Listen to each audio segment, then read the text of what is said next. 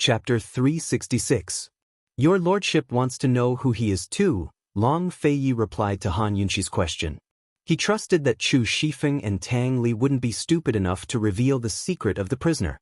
Leaving aside the secret, Long Feiyi told Han Yunqi everything he knew about the black-robed assassin. Impossible! That's far beyond the limits of human physiology. Han Yunqi said, then changed her mind. Your Highness, perhaps it's not impossible for such a person to exist. Isn't Bailey Mingxiang an impossible existence? Bailey Mingxiang's constitution also defied the natural laws of the human body. There were too many unexplainable mysteries in Cloud Realm continent. Then what kind of constitution is it?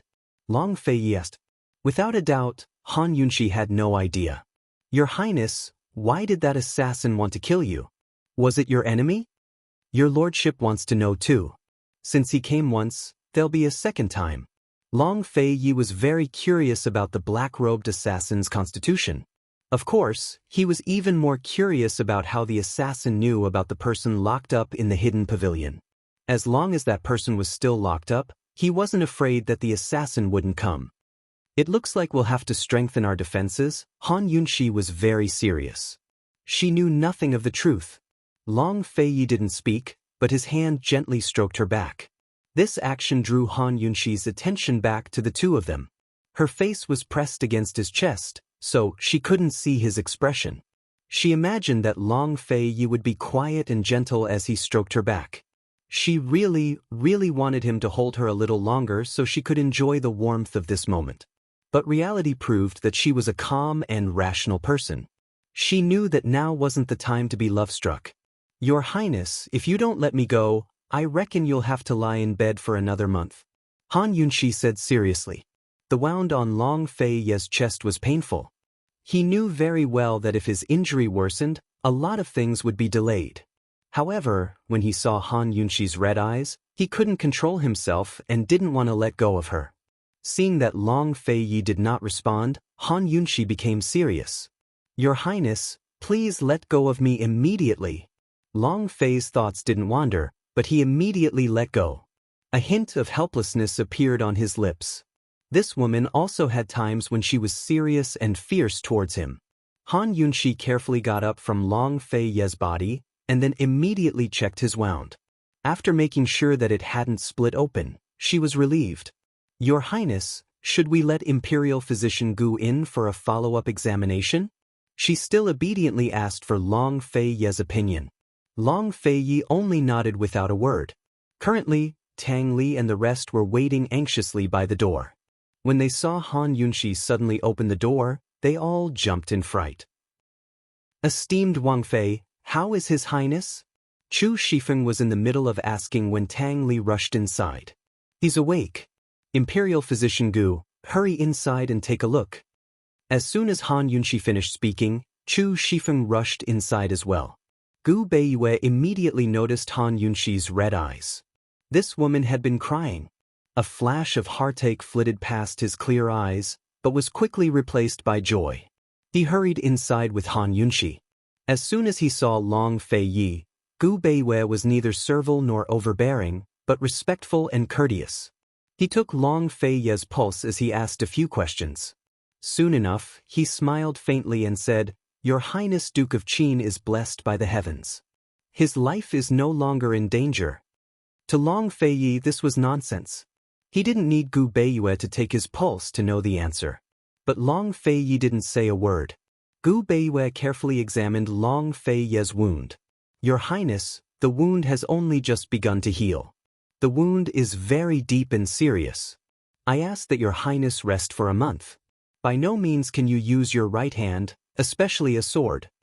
A month without a sword? Chu Shifeng and Tang Li exchanged glances, both starting to worry for Long Feiyi's sake. For a swordsman, not being able to use a sword for a month was definitely a very troublesome matter. What if he ran into another assassin? Long Feiyi remained expressionless as he waited for Gu Beiyue to continue. Gu Beiyue didn't say much, but wrote a prescription for Han Yunqi. Esteemed Wang Fei, His Highness will have to use this prescription for a month. For the first half of the month, change the dressing every day.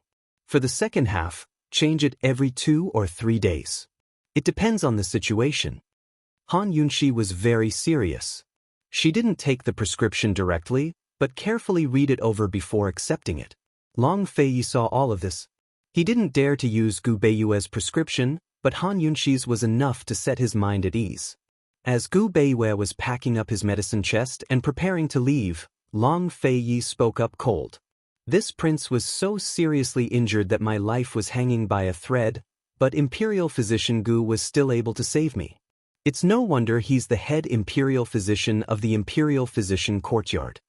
These words were not only praising Gu Beiyue's medical skills, but they were also questioning his abilities.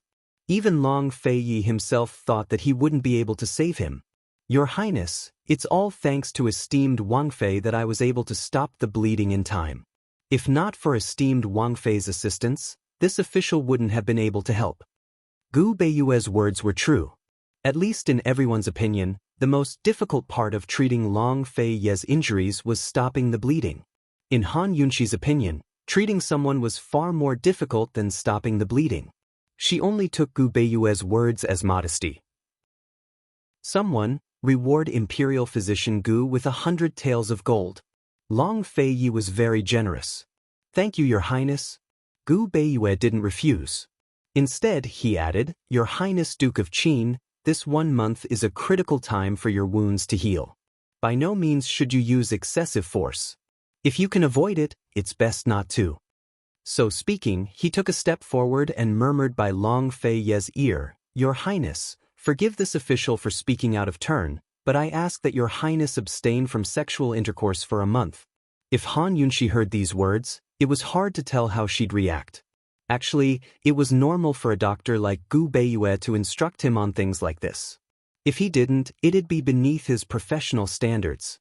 Long Feiyi was very calm as he replied, Your Lordship will? The hidden meaning of this answer, could it be that? Gu Beiyue stiffened, but quickly recovered.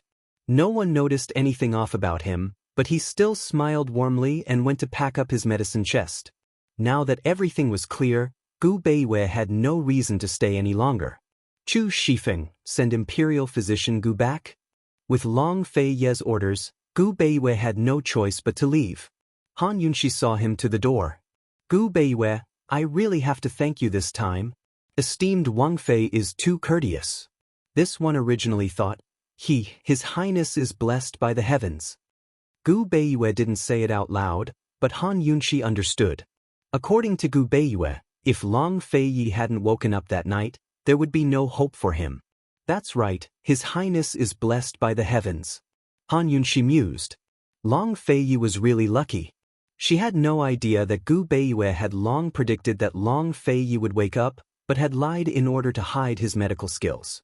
Gu Beiyue had calculated that Long Feiyi wouldn't wake up until a month later. But he never expected Long Feiyi to wake up so early, and so many days earlier at that.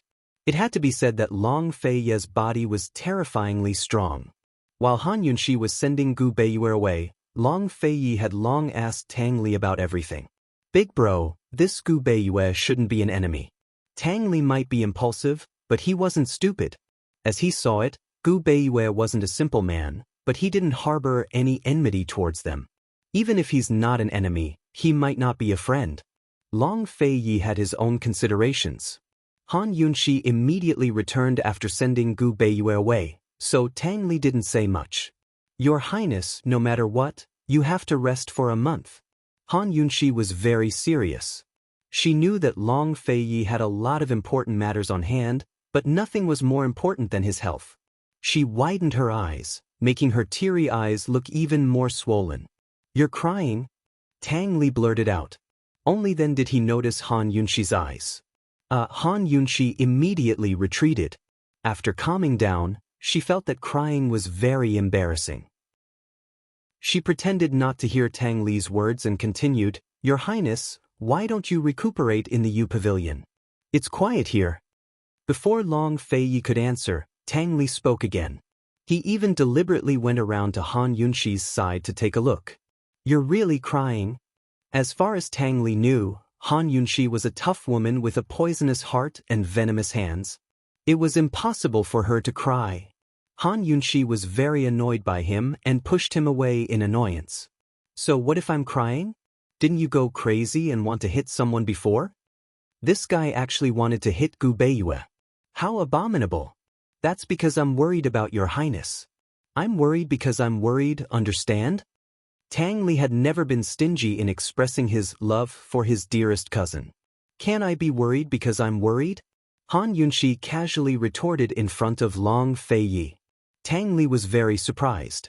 He had only left for a short while, and this woman, Han Yunshi, actually dared to say such things in front of Long Feiyi?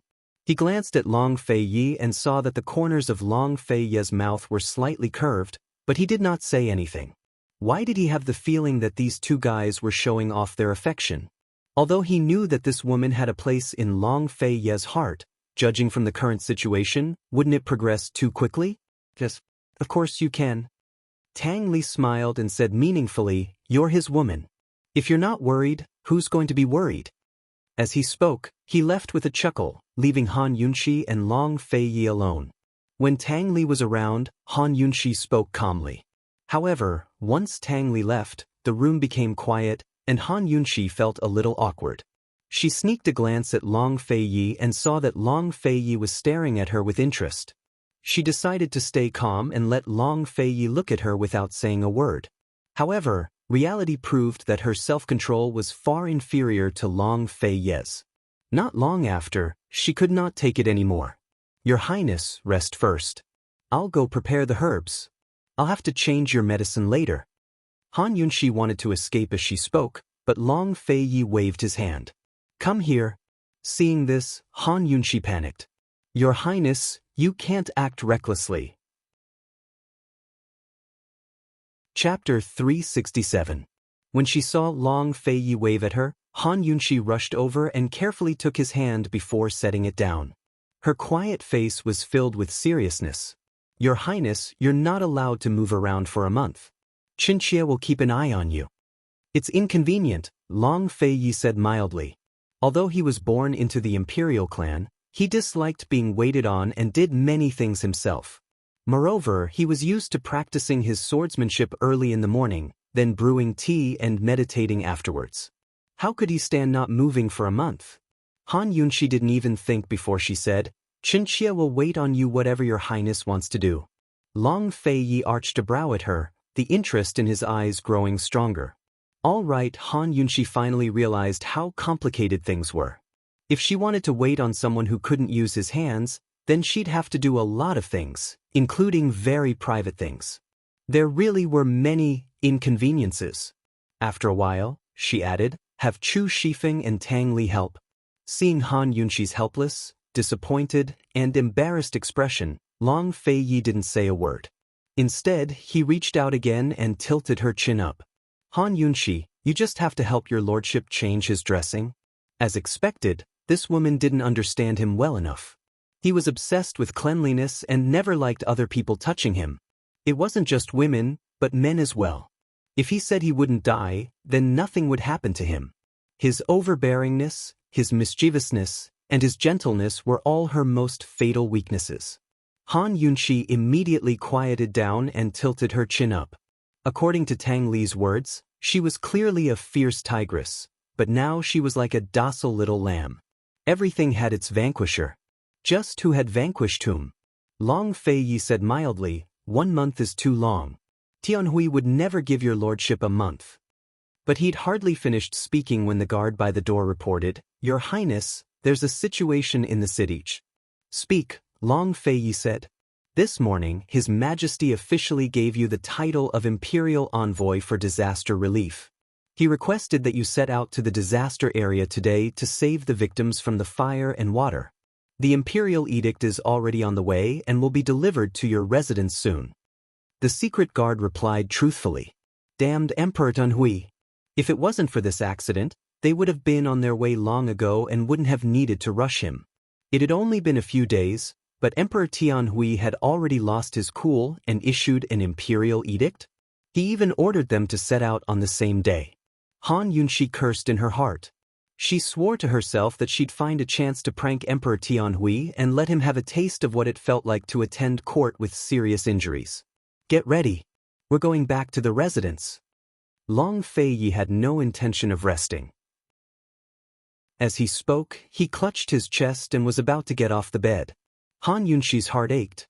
She hurriedly stopped him. Your Highness, please wait a little longer. If you need to pack anything, just let me know. Long Feiyi was planning to check on that person in the secret room, but he hesitated before lying back down. There's nothing to pack. Help me change my clothes. This room was Long Feiyi's sleeping quarters at the hidden pavilion. There wasn't a single servant girl inside. Everything inside was very simple: a bed, a chair, and a cupboard. Han Yunshi found a set of loose, black robes. Loose robes wouldn't bind the wound, but black robes would prevent blood from seeping out. Long Feiyi didn't say much, but Han Yunshi understood. They'd have to hide the wound when they received the edict. News of his injuries couldn't be leaked, or else they'd never make it to the disaster areas. When Han Yunshi brought the robes over, she discovered that Long Feiyi's undergarments were stained with blood. They'd have to change out of them as well. She could only go find clean undergarments, but by the time she returned, Long Feiyi was undressing himself. Your Highness, let me do it. She was anxious and rushed over to hold his hand down again. Don't move. This time, Long Feiyi was well behaved and didn't move. Han Yunshi's movements were very careful. She pulled open the belt, unbuttoned the collar, and then carefully took off the pure white undergarments from Long Feiyi's back. Once the undergarments were taken off, Long Feiyi's well-toned back was completely revealed.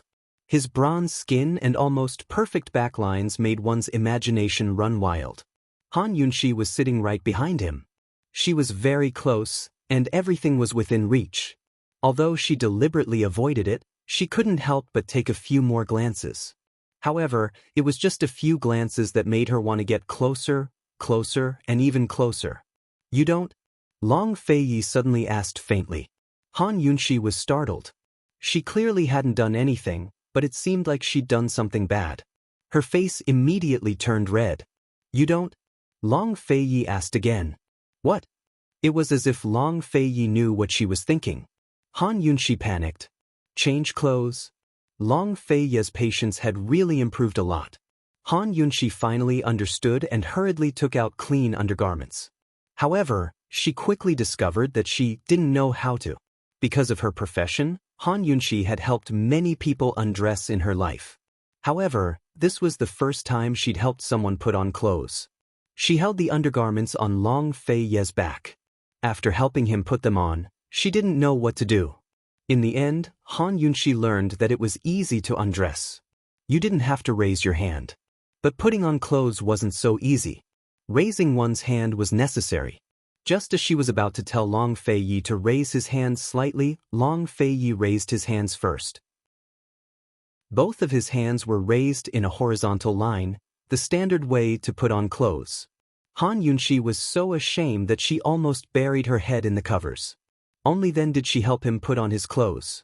After tying his belt, Long Feiyi was quite satisfied.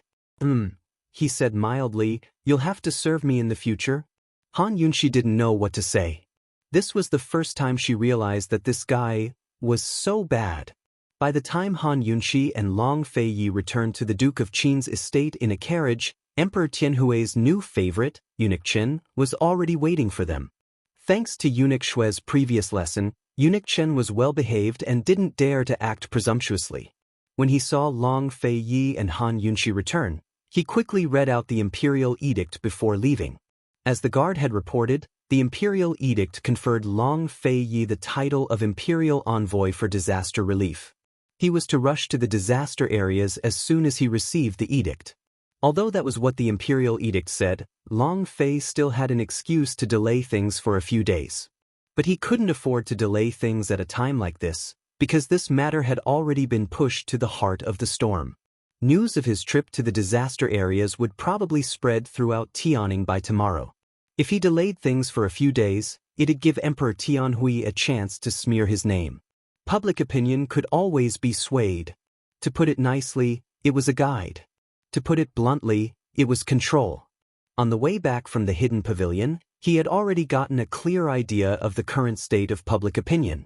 The celebration of the Crown Prince's wedding had been drowned out by discussions about the charity bazaar, But public opinion had shifted from praises for His Highness Duke of Qin's compassion for the people to discussions about his personal wealth. Today, a different opinion had emerged among the populace, turning their gratitude to the Duke of Qin's estate into demands. They assumed that since the Duke of Qin's estate had money, they should donate even more. Naturally, Emperor Tianhui was the mastermind behind all of this. He wasn't easy to deal with either. The battle for the hearts of the people had only just begun, so they had to advance step by step. That very night, Long Feiyi and Han Yunxi made some preparations before setting out on their journey. Long Feiyi chose to travel incognito without publicizing his whereabouts. Only Han Yunxi accompanied him. Even Zhao Mama was refused entry, but Han Yunxi had no idea how many others were traveling in secret. It wasn't until the second half of the night that Chu Shifeng came to report on the imperial uncle's estate that Han Yunxi realized he was traveling with them. As for Tang Li, he was left at the hidden pavilion to wait for the black-robed assassin to reappear. In the middle of the night, the surroundings were quiet as the carriage slowly made its way out of the southern gates of Tianning's capital city. Atop the city walls, a figure dressed in red robes fluttered in the wind, looking enchanting in the night like a spider lily in full bloom. It was both enchanting and mysterious. Gu had made a trip to the hidden pavilion and narrowly escaped being trapped by the Tang clan's assassination weapons. By the time he arrived, all he could see was the back of the carriage, but not Long Feiyi or his poison lass. Currently, his usual smile was nowhere to be seen. His eyes were narrowed into slits as they emanated a deathly chill. After a while, he finally spat out, "What a lucky bastard." He was curious as to who had saved Long Feiyi. His poison lass definitely didn't have such skills. Of course, aside from his curiosity, he was also feeling gloomy. If he'd known this would happen, he would have been more ruthless. Not only did he fail to kill Long Feiyi this time, he'd only increase Long Feiyi's vigilance. It'd be harder to kill him next time. Moreover, with Long Feiyi's personality, he'd definitely do everything in his power to investigate his identity. How troublesome, Gu grumbled. He decided to lay low for a while. He hated messy and dirty places like the disaster regions, so he wouldn't go with them. It had been a long time since Mu Ling-er had sent him any letters. He didn't know how she was doing with her search for the medicine, so Gu decided to pay a visit to the Mu clan in Medicine City. He raised his wide, demonic red robes before suddenly plummeting from the city gates in a straight line. He was as beautiful as a red kite as he disappeared into the night. Gu hadn't gone far when a white figure appeared out of thin air in his place. It was the white-robed gentleman he hadn't seen in ages. His robes were whiter than snow, and he was elegant and untainted. A white veil covered his face, making him look mysterious and noble. His gaze was serene and calm, and his body emanated a clear aura that seemed capable of dispelling the darkness of the night and illuminating the world. He glanced at the city gates with a faint smile before quickly chasing after the carriage in front of him. There was a type of protection called the person standing in front of you, who would shelter you from the wind and rain, charge and break through enemy lines, and be your best friend. There was a type of protection called the person walking hand in hand with you, who would share life and death, honor and disgrace with you, and be the person you love the most. There was a type of protection called the person standing behind you, who would allow you to stride forward without any worries. That person was someone you'd never know. Nobody knew whether the white-robed gentleman would ever remove his veil in front of Yunxi in this lifetime. Chapter 368. In the middle of the night, the carriage slowly left Tianning's capital city. Han Yunxi had been exhausted from the past few days. She was planning to take a nap, but Long Feiyi ordered them to head southwest as soon as the carriage reached the outskirts of the city. There were 3 major disaster areas in Tianning this time, all of them in the central regions. The capital was in the north, so they should have headed south. Why did Long Feiyi want to head southwest? Han Yunxi was puzzled. Your Highness, could there be an ambush up ahead? Although news of Long Feiyi's injuries had been kept secret, they still had to be on guard against that black-robed man spreading the news. There were plenty of people in Cloud Realm Continent who wanted Long Feiyi's life, so they had to be extra careful. I'll take you somewhere.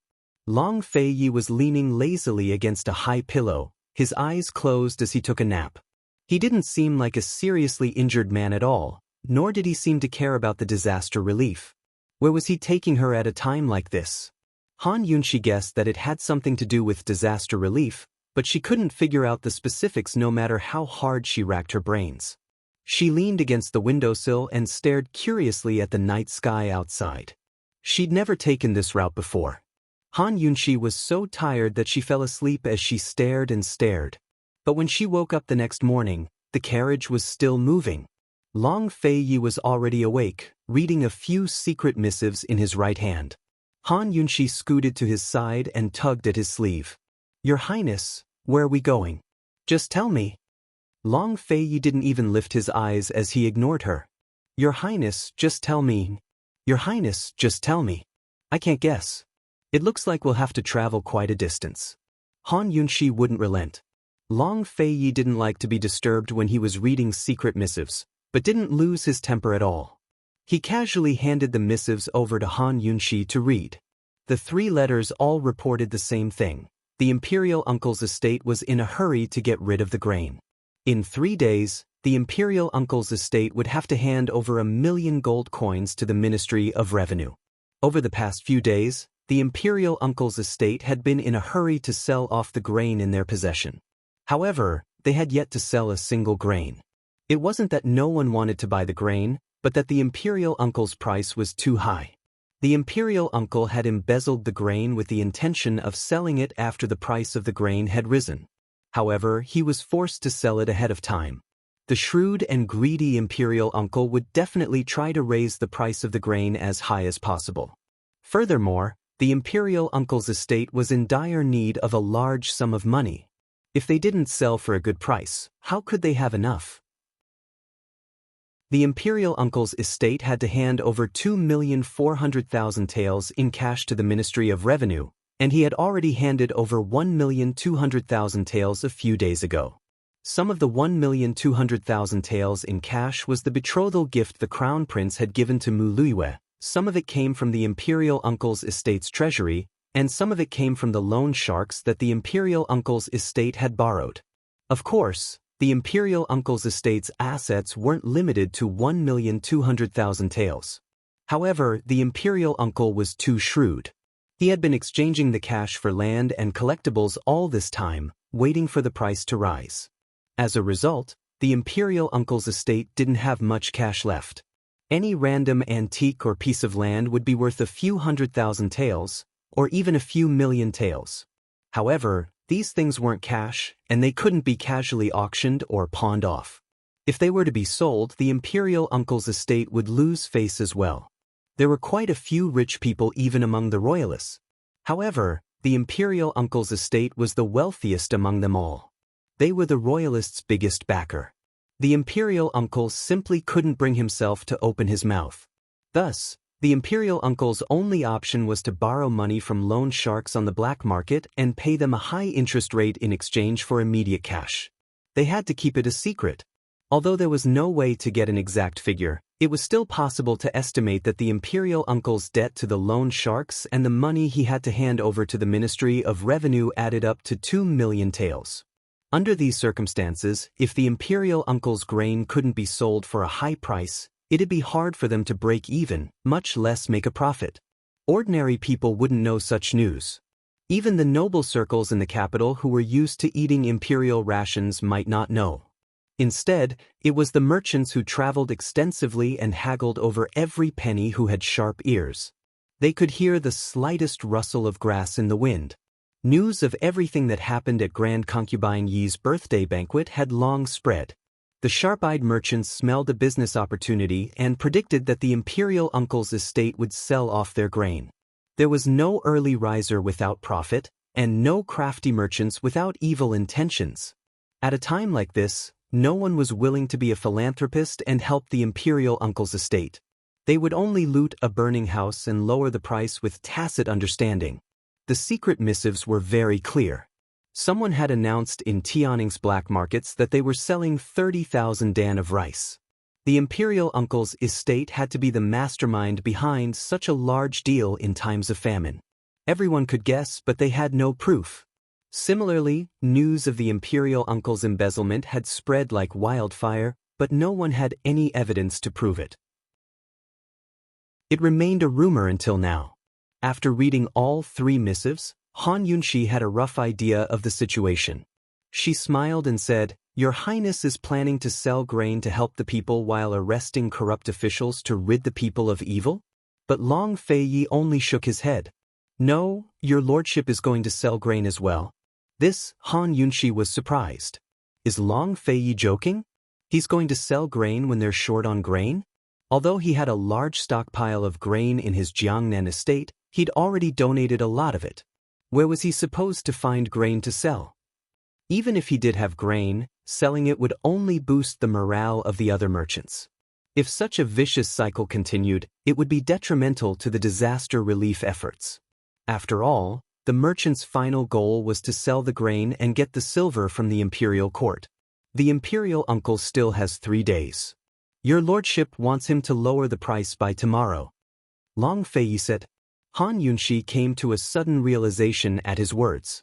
She couldn't help but sigh with emotion. Your Highness, so you're the craftiest one. Craftiest? This was the first time someone had dared to curse Long Feiyi in front of him. But he didn't get angry.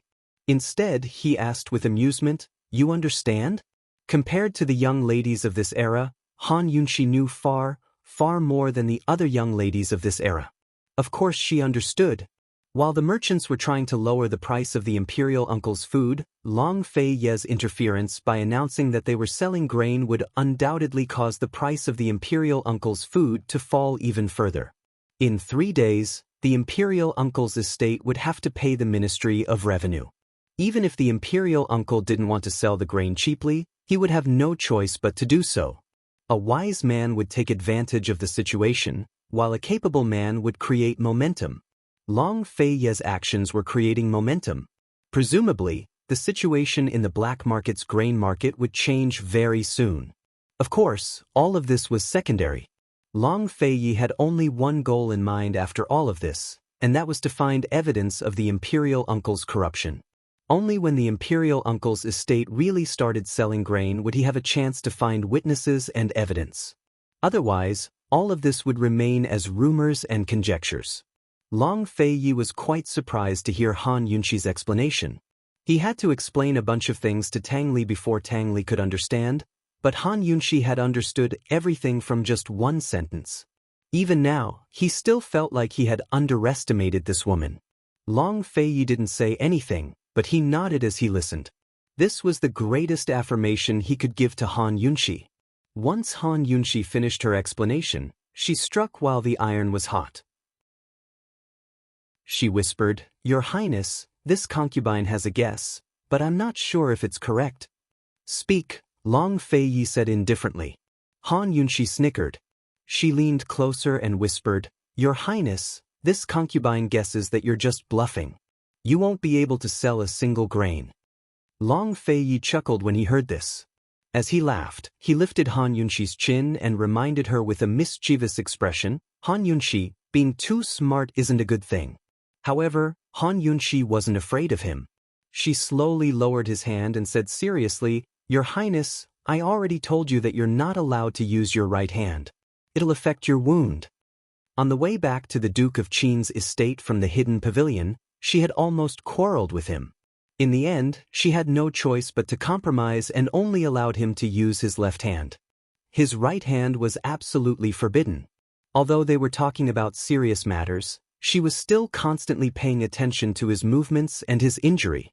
Seeing Han Yunxi's serious little face, Long Feiyi suddenly felt a sense of closeness. For some strange reason, he replied with a single word, "All right." Naturally, Long Feiyi was going to take Han Yunxi to the black market. As the name implied, the black market was a secret marketplace. Because it traded in items that the imperial court didn't approve of, or things that cost far more than the market price, as well as illegal methods of money transfer such as usury and money laundering, it was called black. There were 2 large black markets in Tianning. One was located southwest of the capital and was called the Sky Domain Black Market. The other was located at the 3-way battlefield between Tianning, Western Zhou, and Northern Li. It was called the three-way black market. The three-way black market was not only the largest in Tianning, but also the largest in Cloud Realm continent. Many major cases that affected Cloud Realm continent's economy originated from the three-way black market. If not for the fact that they were pressed for time, the imperial uncle's estate probably would have chosen the three-way black market instead of the Sky Domain black market. Because the three-way black market was located on the border, the heavens were high and the emperor was far away. Moreover, the various factions within the black market were complex and complicated, making it difficult to unearth evidence. But this time, they were pressed for time, which gave Long Feiyi the perfect opportunity. Today at noon, Long Feiyi and Han Yunxi arrived at the Sky Domain black market. The Sky Domain black market was located in a secret underground world. Its entrance was hidden in a barren mountain range. Long Feiyi and Han Yunxi were both covered in face masks. Long Feiyi held tightly onto Han Yunxi's hand as soon as they reached the top of the mountain. They stopped in front of a black stele that was as tall as a man. Although it was broad daylight and the sun was high in the sky, the stele seemed exceptionally cold and gloomy. "This is the entrance," Long Feiyi said in a low voice. Han Yunxi had heard of this black market before, but never expected it to be so secretive. She was still wondering when Long Feiyi casually kicked the stele 3 times. Behind the stele, a pitch-black entrance slowly opened up. Soon enough, a hunchbacked old man carrying a lantern walked out. "Kicking the door with your feet, are you tired of living?" the old man scolded as he slowly raised his head. Chapter 369. The old man slowly raised his head, giving Han Yunxi a fright. He was blind in one eye, his face full of wrinkles and ravines. Add that to his fierce expression, and he looked absolutely ferocious. Long Feiyi didn't say a word, but tossed over an ingot of gold. Despite being blind in one eye, the old man's eyes were sharp and his hands were nimble enough to catch it. He greedily bit down on the ingot and confirmed that it was real gold. His attitude immediately changed 180 degrees, and even his voice grew warmer. "Sir, please come in." Han Yunxi glanced at the ingot and felt her heart ache for His Highness Duke of Qin. Just how rich was this guy to always be so generous with his money? He might have many businesses, but they shouldn't be that profitable. Outsiders might not know how rich he was, but she knew he had a limitless gold card and a bracelet worth as much as a country. Could it be that he'd dug up a treasure trove somewhere? The old man led the way as they passed through a cave and began to descend. Soon enough, a bustling underground world appeared before Han Yunxi's eyes. This could be called an underground city. Aside from the fact that it was underground, it was no different from a city above ground. The streets, shops, buildings, and all sorts of other amenities were present. The lights were bright, making it a city that never slept. Unlike the long-established three-way black market, the Sky Domain black market was formed after the founding of Tianning country. As for whether there was anyone controlling it behind the scenes, no one knew. All they knew was that the so-called Sky Domain Association was in charge of this place. The members of the association were all major powers in the black market. The association was very lax in its management of the black market. All it did was collect protection fees from the traders. There were no restrictions on entering or leaving the black market. Anyone could come and go as they pleased. Of course, such laxness only hinted at the strength of the black market. It was so powerful that it didn't fear government officials investigating. Still, black markets had existed since ancient times in Cloud Realm continent. The imperial court would only suppress and ban the smaller ones, but never the larger ones. Because the forces behind these big black markets were really complicated, it was very likely that a slight move in one part would affect the whole situation. In the end, it was very likely that the imperial court would end up shooting itself in the foot, unable to clean up the mess. It had to be said that Long Feiyi was taking a huge risk by coming to the black market to investigate the imperial uncle's corruption. This was because everyone who traded here was under the protection of the Sky Domain Association. Long Feiyi stood on the opposite side of the Sky Domain Association.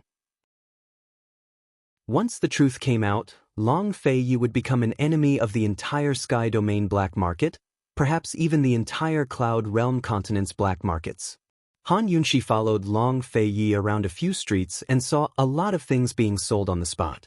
She whispered, "Your Highness, this is a bit risky. The Imperial Uncle's estate is even more despicable than Tianhui.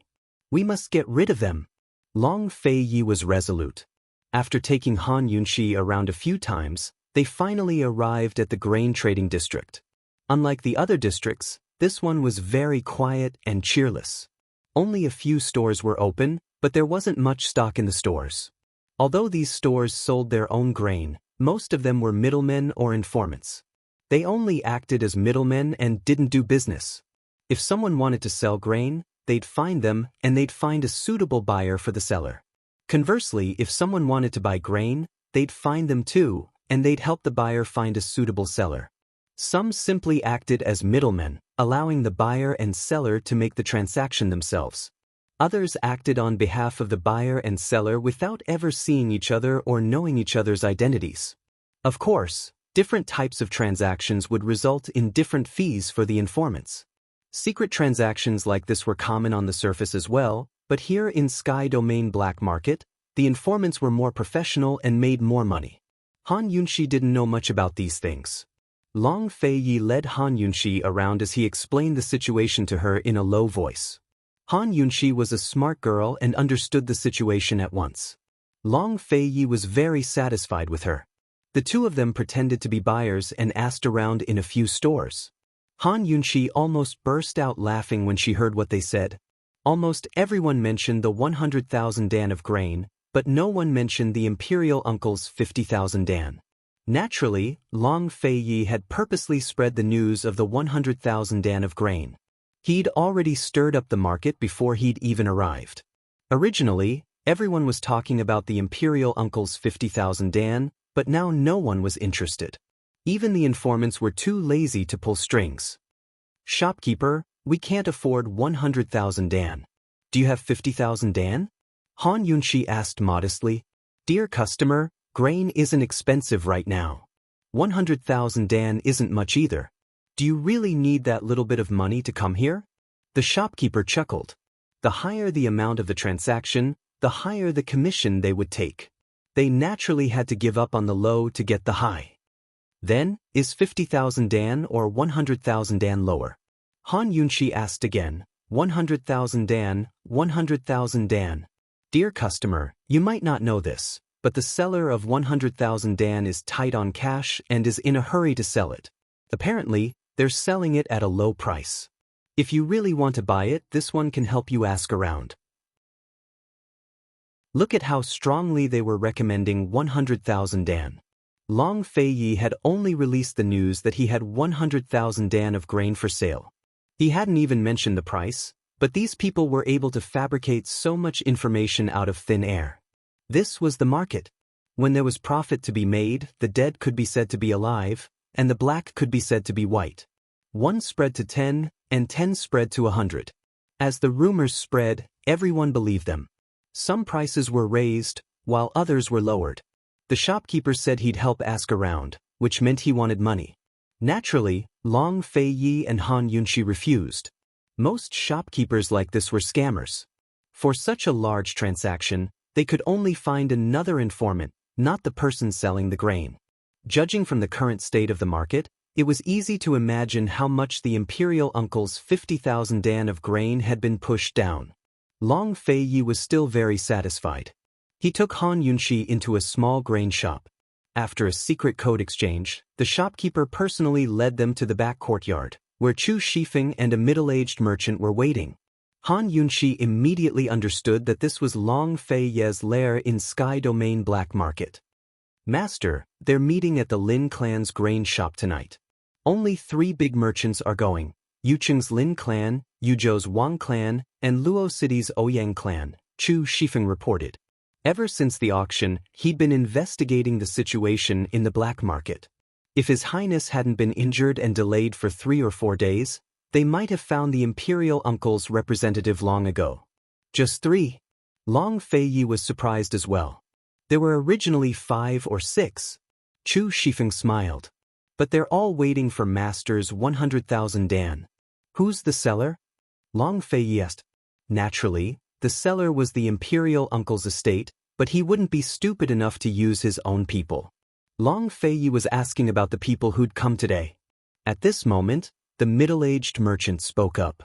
To reply, Your Highness, we still don't know who's coming today. This subordinate used many connections, but was still rejected. This merchant was called Wu Shu, the owner of this grain shop.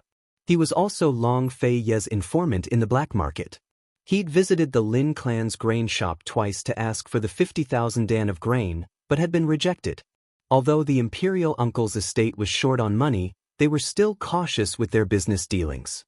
If the buyer wasn't a regular or reliable customer, they'd refuse to even meet them, much less make a deal. If they couldn't infiltrate their ranks, then it'd be difficult to find any evidence. Of course, Long Fei had already found out the location of tonight's trade. He could simply go and arrest the person himself, but he'd never give up any information. Doing so would be akin to beating the grass and startling the snake. They'd already forced the imperial uncle's estate to get rid of the grain, but if they couldn't find a buyer, then all their efforts would be for naught. Very soon, everyone fell into deep thought. Han Yunxi's eyes darted around before she suddenly grinned. Your Highness, Chinchia has a plan. Speak. Long Fei was looking forward to it. Han Yunxi didn't disappoint. She grinned and said, Your Highness, how about we hold an auction for instant kills? Instant kills? Treasure hunters were familiar with the phrase, but Long Fei and the rest didn't understand. Esteemed Wang Fei, what do you mean? Chu Shifeng asked timidly. Only then did Han Yunxi realize she'd spoken too quickly. She chuckled and said, Let's hold a rush sale and take out 10,000 Dan of grain for everyone to buy. The price will be 10,000 Dan for 10,000 taels. How's that? Seeing everyone's bewildered expressions, Han Yunxi quickly added, We'll hold one auction tonight, then continue tomorrow and the next 2 days.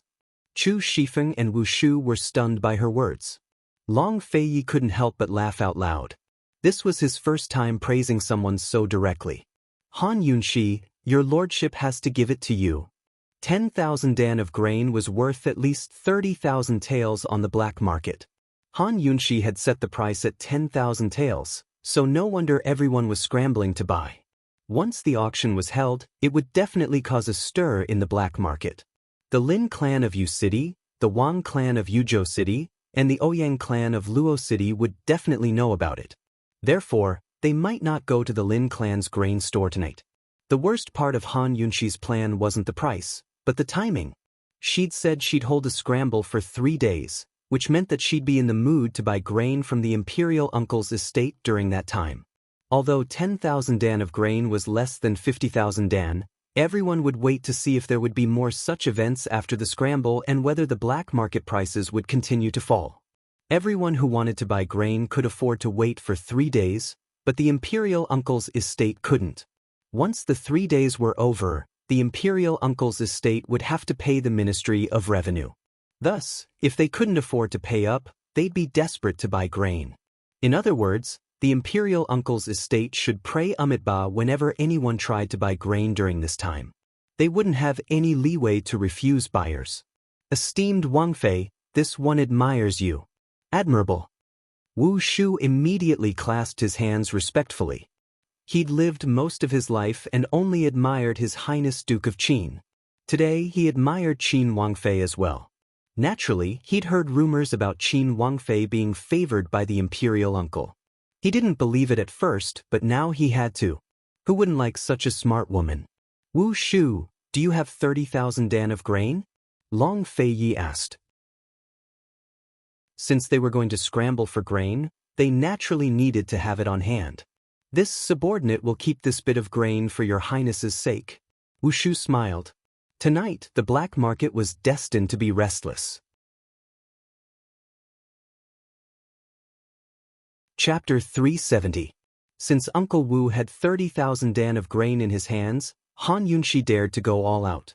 After a round of discussion, Uncle Wu immediately released a notice in the name of the grain store that very afternoon. The notice only emphasized the price of the purchase, but didn't mention the method of purchase. Forget about the black market. Even in the outside world, 10,000 dan of grain for 10,000 taels was considered a low price. The price alone caused the entire black market to boil over in less than an hour.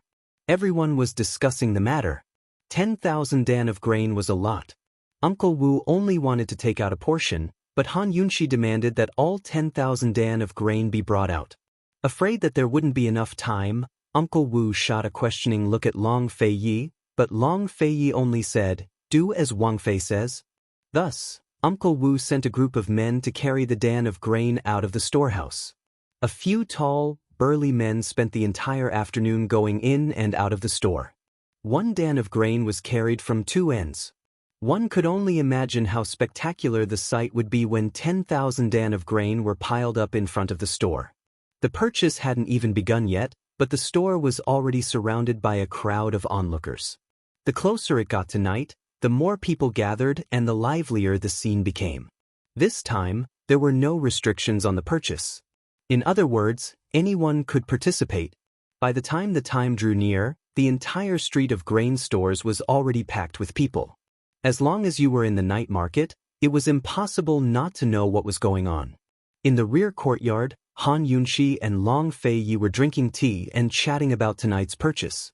Chu Shifeng rushed in from the outside, but stopped short at the gates to the rear courtyard. From a distance, he saw His Highness Duke of Qin and esteemed Wang Fei chatting over tea and suddenly felt like he was dreaming. The scene seemed so surreal and unreal.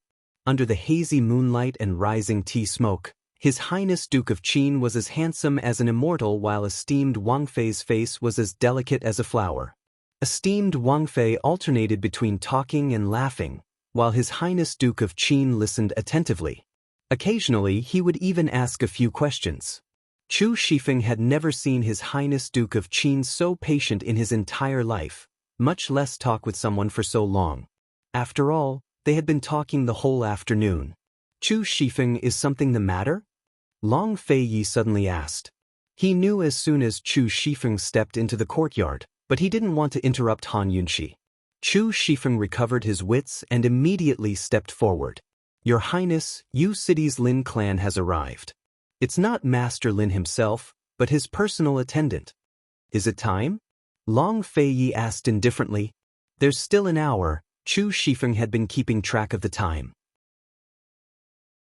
Initially, he thought that the Lin family of Yu City, the Wang family of Yuzhou City, and the Ouyang family of Luo City would all come.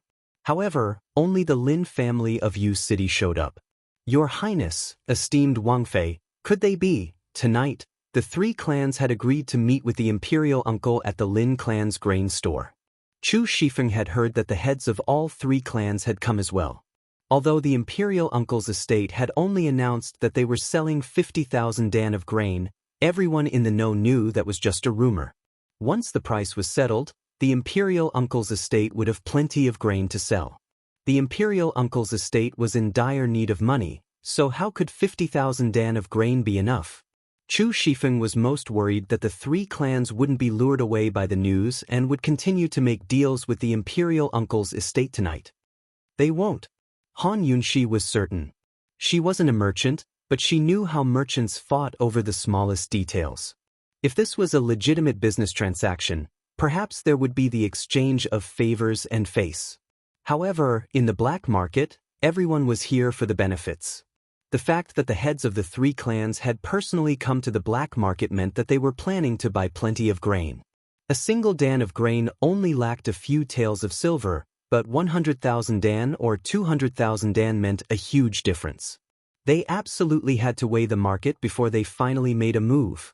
Yu City's Lin clan's page boy had come as well, which meant that they were still paying attention to the matter. Chu Shifeng only knew how to fight in the palace, so he didn't know anything about business wars. Nor did he understand how a woman like esteemed Wang Fei had learned so many heretical tricks. Still, seeing that His Highness hadn't said a word, he knew esteemed Wang Fei couldn't be wrong.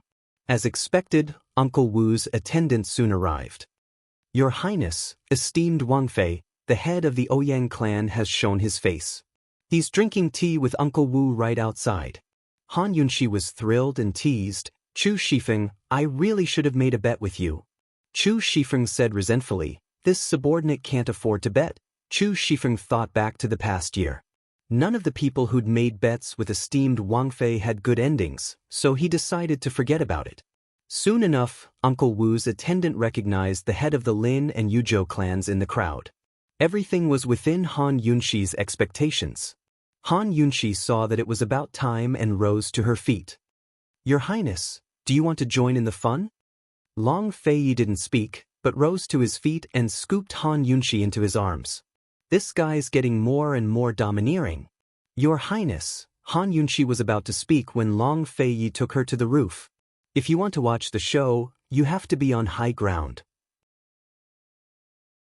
He sat down with her in his arms as a sea of people gathered below them.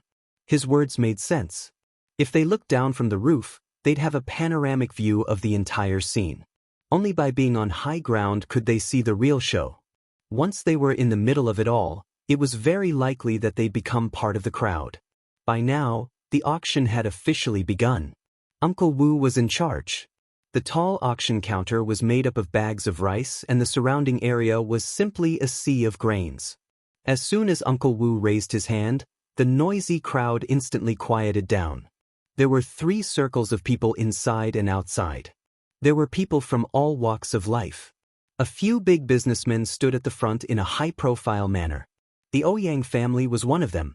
Many of them were low-key, hiding in the crowd and bringing a lot of servants with them. Although they didn't know how the auction was going to be held, the word auction was enough to make everyone nervous. These 10,000 dan of grains weren't a small bargain, but a big bargain.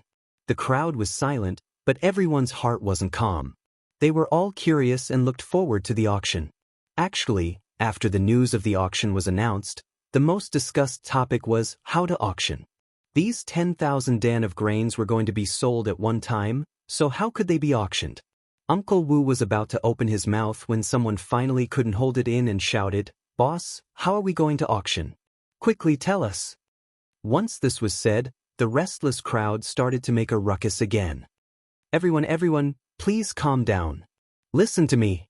Uncle Wu quickly calmed the crowd down. He wasn't in a hurry to tell them how the auction was going to be held. Instead, he announced another important matter. Everyone, today is the store's 5th anniversary. In order to thank everyone for their love over the years, this store will take out a total of 30,000 dan of grains. They are rice, wheat, and millet. The auction will be held for 3 consecutive days. 10,000 dan will be auctioned at one time and the goods will be delivered on the same day. There will be no other fees. Once Uncle Wu finished speaking, the crowd started to boil again. They thought there would only be one auction. Who knew there would be 2 more in the next 2 days? And it was different grains. This store had always been low-key. Why was it suddenly so generous? In the midst of the discussion, Uncle Wu shouted again, "Everyone, don't worry. This store will do what it says. Although this store is small, it has plenty of grains. 3 days later, if anyone wants to buy or sell in bulk, the price can be negotiated." Most of the people who came to take advantage of the situation didn't pay attention to Uncle Wu's words. But those who wanted to buy and sell in bulk immediately understood. This store had grains, and the price would be discounted. The head of the Ouyang family immediately ordered his servant, Go to the Lin family's grain store. Tell them, old man, that I have something to do tomorrow and we'll talk about it in a few days." The head of the Ouyang family originally planned to watch the show tonight and continue negotiating with the Lin family tomorrow. But now, it seemed that he would have to wait and see the price here. As for the Lin family of Yu City and the Wang family of Yuzhou City, they did the same thing. Only their excuses were different. One said that they were a little short on funds and needed a few days to get the money. The other said that he suddenly felt unwell and needed a few days to discuss the price. Han Yunxi and Long Fei sat on top of the roof, observing the situation from a high vantage point. Han Yunxi smiled, "Your Highness, it seems that everything is going well." Long Fei nodded. Han Yunxi smiled mischievously, "Your Highness, if this matter is settled, will you reward me?" Long Fei was very generous. "Reward?" Han Yunxi quickly asked, "What kind of reward?" Long Fei glanced at her. "We'll talk about it after it's settled. Right now, Uncle Wu was about to announce the method of buying the goods. Everyone waited attentively, afraid that they'd miss something. Even the attendants by Chu Shifeng and Uncle Wu's sides were curious and expectant. They'd been busy all afternoon, but still didn't know the method. Uncle Wu took out an embroidered ball and raised it high in the air. An embroidered ball? What was going on? Do you want to snatch the embroidered ball? Someone shouted out. There was no laughter, only absolute silence. Exactly. Everyone, after 1 hour, whoever has this embroidered ball will get the chance to buy it. There are only 2 conditions: no martial arts and no killing. Uncle Wu said loudly. Everyone was stunned at his words. Chu Shifeng couldn't help but look up at Han Yunxi. What kind of brain did this woman have? She actually thought of stealing embroidered balls? There were at least 500 people here. Stealing for an hour wasn't just stealing, but rioting. Actually, Han Yunxi was flabbergasted as well. She was the one who'd come up with the method, but she'd never found a suitable one. Thus, His Highness Duke of Qin had come up with this method. His Highness Duke of Qin had said that he wanted to meet the manager of Sky Domain Black Market, so he wanted to use this chance to throw the market into chaos. Uncle Wu tossed the embroidered ball high into the air. In a flash, people swarmed towards it from all sides. You snatch it from me, you kick me, you pull me apart, you punch me, I kick you. Naturally, the big merchants backed away, but the page boys they'd brought with them weren't idle. All of them threw themselves at the ball, throwing the entire street into chaos as the situation spiraled out of control. Han Yunxi finally understood what Long Feiyi meant when he said, "If you want to watch the show, you have to be on high ground."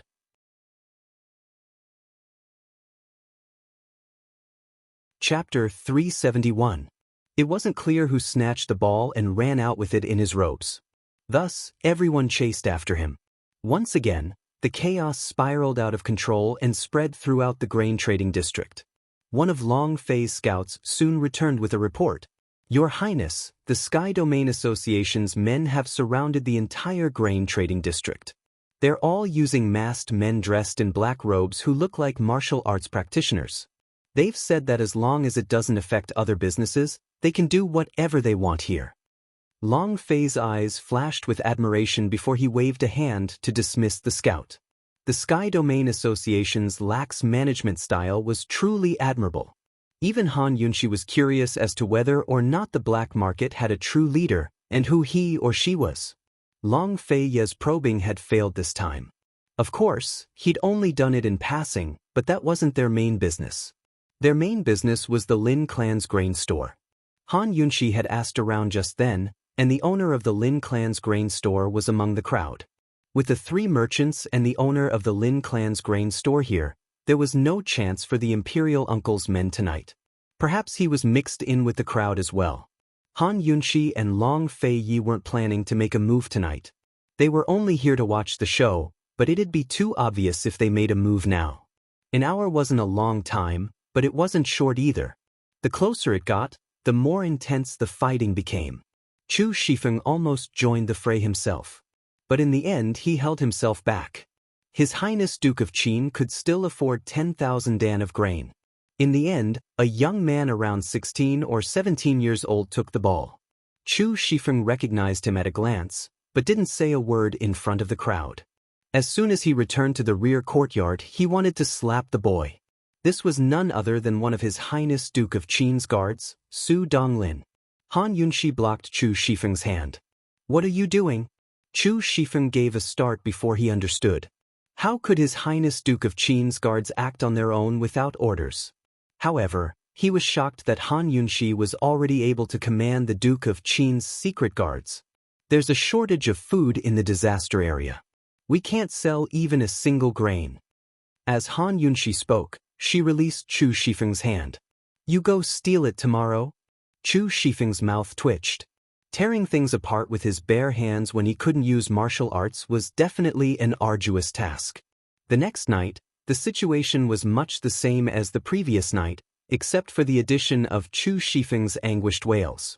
The imperial uncle, who was far away in the imperial capital, was extremely anxious when he received the news of the black market. However, he still didn't show himself. He only sent a secret letter to a few people and finally delivered it to the Lin family's grain store. The informant of the Lin family's grain store opened it and saw a sentence written on it. Take advantage of the situation and sell them all. The imperial uncle had been driven to desperate measures. He had taken advantage of this situation to sell off all the grain he had on hand. Although the price was low, the total price wasn't low. At the very least, it was enough for him to pay the Ministry of Revenue and repay the loan sharks. The informants in the Lin family's grain store began to discuss urgently. Sell them cheap? What kind of price are they going to sell them for? They're selling them for 10,000 dan for 10,000 taels. Who knows what price they'll sell them for after tomorrow? Forget about them. We have to get the money by tomorrow night at the latest, or else none of us will have a good day. No matter what, someone has to buy our grain. Are we really going to sell them for 10,000 dan for 10,000 taels? Everyone quieted down at these words. After thinking it over, it seemed that this was the only way to sell off all the grain they had. The head of the family immediately wrote a secret letter to report to his superiors. Although they could guess that the imperial uncle's estate was their top priority, none of their letters had left behind any traces of him. Whether it was the secret letter they received or the secret letter they sent out, they all had to go through the hands of several people. The imperial uncle had already been forced into a corner, but he was still cautious about these details. While the Lin family's grain store was waiting for news, Han Yunxi and the rest prepared to take action. Wu Shu had already retreated behind the scenes, allowing the commotion outside to continue. He respectfully reported, "Your Highness, this subordinate has arranged for 2 trustworthy people. At this time, it was time for them to go to the Lin family to buy grain." Long Feiyi trusted Wu Shu's work. He was about to nod when Han Yunxi suddenly stood up. "Your Highness, this concubine will go with you." Long Feiyi frowned unhappily. "What are you going to do?" Long Feiyi had always been a strategist and didn't like to show his face in public. He also didn't want Han Yunxi to show her face in public. "I'm going to haggle." Han Yunxi replied matter-of-factly. "They know how to do it too," Long Feiyi said indifferently. He still refused. If it was in the past, Han Yunxi would have just said "oh" and left it at that. But she had become much bolder recently. She leaned over and smiled fawningly. "Your Highness, let this concubine go. This concubine guarantees that my identity won't be exposed. I guarantee that I'll be able to bargain for the lowest price and clear out their entire stockpile." Long Feiyi ignored her and brewed tea with his left hand. Han Yunxi hurriedly helped him brew tea with a fawning expression. "Your Highness, please agree to this concubine's request. If this concubine goes, I'll be able to ask some questions." Most women knew how to act coquettishly. Wu Shu was already used to His Highness Duke of Qin making exceptions for esteemed Wang Fei. He had thought that esteemed Wang Fei would act coquettishly and was quite looking forward to it. But who would have thought that this concubine would be so fawning? Could it be that she didn't know how to act coquettishly? Whether Han Yunxi knew how to act coquettishly or not, and whether she would act coquettishly in front of Long Feiyi, only she knew. In any case, she really was trying to curry favor right now and wasn't acting coquettishly. She eagerly poured tea for Long Feiyi and respectfully offered pastries with both hands. "Your Highness, do you agree?" Long Feiyi drank the tea and ate the pastries as usual, but he didn't say anything. In the end, when he slowly finished drinking his tea, Han Yunxi had no other choice and wanted to give up. Who would have thought that he would actually stand up and say, "Go tidy up. This prince will go with you." The 2 servants wanted to cry to death. It wasn't easy for them to get a chance to perform, but it was gone just like that. Wu Shu had a look of disbelief on his face. His Highness Duke of Qin looked cold, but he was clearly doting on esteemed Wang Fei in every way. After Han Yunxi tidied up, she put on a cool and elegant heavy makeup. Her long eyebrows reached her temples, and her tender lips were as red as fire. She rarely put on makeup, but with this makeup, she seemed like a completely different person. Even people familiar with her wouldn't be able to recognize her at first glance. It had to be said that a good foundation made her look beautiful no matter what she did. Han Yunxi's makeup made her look gorgeous without being vulgar. Her eyes were open-minded and unruly to begin with, but now she looked even more aloof and refined, noble and inviolable. This Han Yunxi was more beautiful than ever. Long Fei Yi stared at her for a long time before turning away without a word. He was still dressed in black robes and a mask, acting as Han Yunxi's attendant. It wasn't clear whether Long Fei Yi had restrained his aura, or if Han Yunxi's makeup had strengthened her aura. Long Fei Yi stood quietly behind her like a personal bodyguard. The two of them left the rear courtyard and soon ran into Chu Shifeng running past them with an embroidered ball in his hand. Chu Shifeng didn't even recognize them. There was still some distance between Wu Shu's grain store and the Lin clan's grain store. The two of them walked one after the other, avoiding the crowds fighting over the ball as they walked. With a great deity like Long Fei acting as her attendant, Han Yunxi was probably the only person in the world who could walk with a clear conscience and open mind. Ever since the incident with Gu Beiyue, she'd grown much closer to Long Fei Yi. Before she knew it, she'd grown less fearful of him and more intimate with him.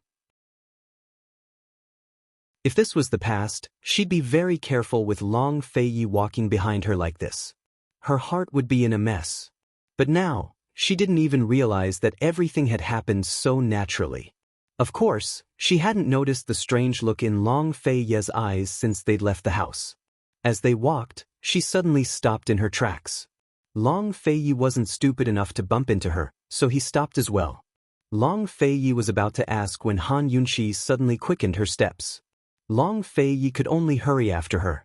Abruptly, Han Yunxi stopped again, followed by Long Fei Yi. This woman was clearly playing with him. Long Fei Yi's face was covered by a black cloth, revealing only a pair of bottomless eyes. It was impossible to see his expression. Han Yunxi quickened her steps again, while Long Fei Yi chased after her. As they walked, Han Yunxi's lips quirked up into a crafty smile. Suddenly, she backed up a large step. Long Fei Yi was an expert, so he'd know as soon as Han Yunxi made a move. Just then, his movements had been in sync with hers. However, this time he actually stood in the same spot and did not move. As a result, Han Yunxi solidly bumped into Long Fei Yi.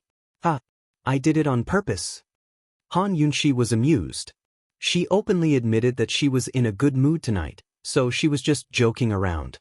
She was about to turn around, but Long Fei Yi suddenly wrapped his arms around her waist and didn't let go. His voice was hoarse as he said, "This prince also did it on purpose?" Han Yunxi slightly stiffened. Just as she didn't know what to say, Long Fei Yi's hot breath landed on her neck. Heavens, he actually leaned over and kissed her neck from behind. Han Yunxi felt like she'd been electrocuted. Her whole body suddenly quivered, and her originally relaxed nerves instantly tensed up. What's wrong with this guy? Such an intimate action came so suddenly. This wasn't like his style at all. His soft kisses, accompanied by his hot breath, spread from Han Yunxi's jade neck to her ears. Han Yunxi didn't dare to move, but her body's reaction was very real. Very soon, she couldn't take it anymore and her entire body fell into Long Fei Yi's embrace. "Your Highness?" She instinctively called out softly. Long Fei Yi didn't reply to her. His light kisses continued without a sound, so gentle that even he himself didn't notice. This woman definitely didn't know how mesmerizing she looked with her makeup.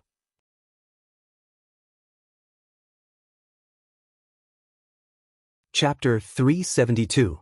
Who was the one who couldn't control themselves?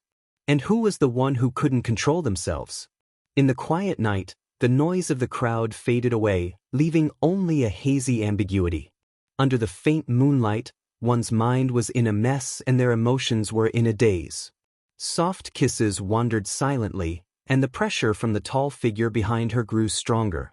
Han Yunxi couldn't help but raise her head, and in her ecstasy, she saw the bright moon in the sky. "Long Fei Yi, don't," she just called out unconsciously, but it was precisely this "don't" that stopped Long Fei Yi's rhythm. In an instant, Long Fei Yi let go of his hand, and even took a step back. Heaven and hell were often just a step away. Han Yunxi instantly sobered up, and her heart pounded wildly. For a moment, she didn't dare to look back. Heavens, what was that guy doing just now? This was the street. Although she wasn't conservative, she wasn't one either. If he hadn't stopped just now and continued, where would he have kissed? Thinking of this, Han Yunxi's neck and ears burned, as if they were on fire. The intoxication in Long Fei Ye's eyes faded, and in its place was a trace of irritation. The self-control that he had always been proud of could actually collapse like this. He really didn't like this side of himself.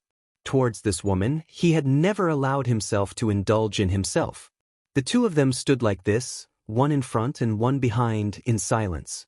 The silence didn't last for too long, and Long Fei opened his mouth cold. Let's go. This guy could actually be so calm after bullying someone. Han Yunxi should have heaved a sigh of relief, but she actually felt a sense of emptiness.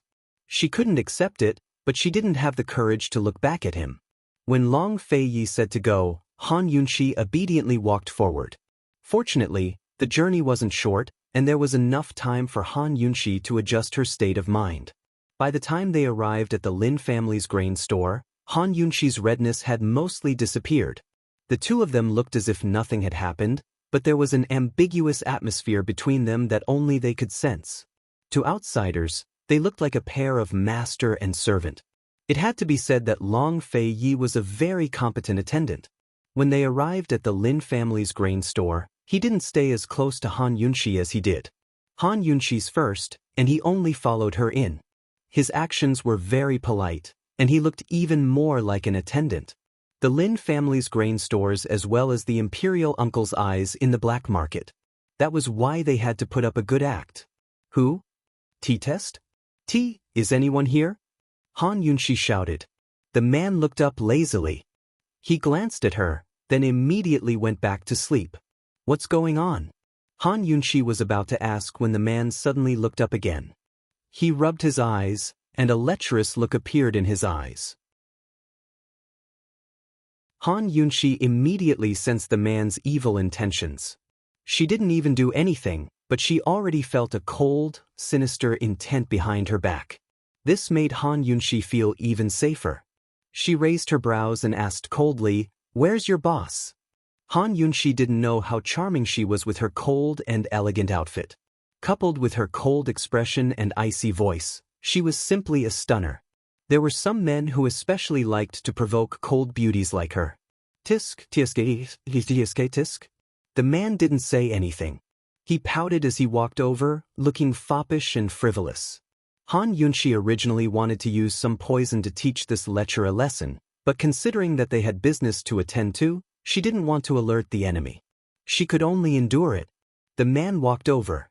He was already in front of Han Yunxi, but he didn't seem to have any intention of stopping. He was actually forcing his way to her. Han Yunxi took a step back. Unexpectedly, the man took another step forward. His smile was especially vulgar. "Beauty, do you want to buy grain? Call your boss out." Han Yunxi said coldly. She gave in once again. "What's the matter? Just say it. This young master can make the decision." This foppish young master was none other than Master Lin's nephew, third young Master Chen. Master Lin and a few of his companions were discussing the matter of selling grain at a low price in the backyard while waiting for the imperial uncle's secret letter. The grain store was temporarily left in third young Master Chen's care. "I want to buy a lot. You can't make the decision. Cut the crap. Hurry up and call Master Lin out." Han Yunxi's patience had its limits. Unexpectedly, third young Master Chen wanted a yard after taking an inch. He actually approached Han Yunxi again. This time, Han Yunxi didn't back down. Instead, she pushed him away with both hands and said coldly, "Get lost." Third young Master Chen didn't expect this. He was pushed so hard that he crashed into the table, toppling all the tea and pastries. He got up, licked his lips, and actually laughed lewdly. "So you're not a cold beauty. You're a hot girl. Hee, just what this young master wants." After saying this, he immediately ordered, "Men, close the door for this young master." A servant had already rushed to the backyard to find Master Lin. The servant present didn't dare to offend third young Master Chen and immediately went to close the door. Seeing this, Han Yunxi wasn't afraid. After all, she had a powerful backer that was more reliable than a mountain behind her. As soon as the door closed, third young Master Chen pounced over. "Hot girl, hurry up and let this young master have a taste. Seeing him approaching, Han Yunshi reacted quickly. She raised her hand and slapped him hard on the face. Slap. Third young Master Chen was immediately stunned. A burning handprint appeared on his face. The surrounding servants were all dumbfounded. The Lin family's grain store had a very high status in the black market. Master Lin didn't have any children. He only had this nephew, so he doted on him very much. Everyone knew that third young Master Chen used the influence of the grain store to commit crimes. Master Lin could even help him take care of flirting with women in front of everyone outside, let alone in the store. Who would have thought that this girl would actually dare to hit him today? No matter how good third young Master Chen's mood was, it was ruined by this slap. He covered the side of his face and revealed a fierce look. Men, hold her down. If this young master doesn't whip her to death, my surname isn't Chen. As soon as he finished speaking, the sound of a whip suddenly rang out. Before anyone could react, third young Master Chen's face was whipped. In an instant, his skin split open and his flesh was exposed. It was a horrifying sight. Long Fei Yi held the whip in his right hand. With a gentle wave, the whip was pulled back. The whole world knew that he was best at swords, but in fact, his whip skills were far superior to his swordsmanship. This whip didn't need much strength for him at all. At this time, third young Master Chen and the servants present finally noticed the existence of this masked servant in black. After all, there were too many masked men in black in the black market. Long Fei Yi had been silent since he came in. Who would have thought that he was so difficult to deal with? Ah! Third young Master Chen screamed in pain. He didn't know what to do. Han Yunshi looked back and was unhappy. She almost said Your Highness, but fortunately stopped in time. She pretended to scold, I said you can't hit him. The doctor said that he couldn't hit him. She wouldn't argue with him if he hit her in daily life, but this kind of hit should be avoided if possible. Then what about my feet? Long Fei Yi asked back. Before Han Yunshi could react, Long Fei Yi suddenly kicked third young Master Chen, who was shouting in pain, and sent him flying. Han Yunshi couldn't help but laugh. That's not a problem. However, Long Fei Yi didn't laugh. It seemed that he was unhappy. Third young Master Chen fell to the ground with a thud. His previous arrogance was all gone. A big man actually choked with sobs. Someone, get my uncle here.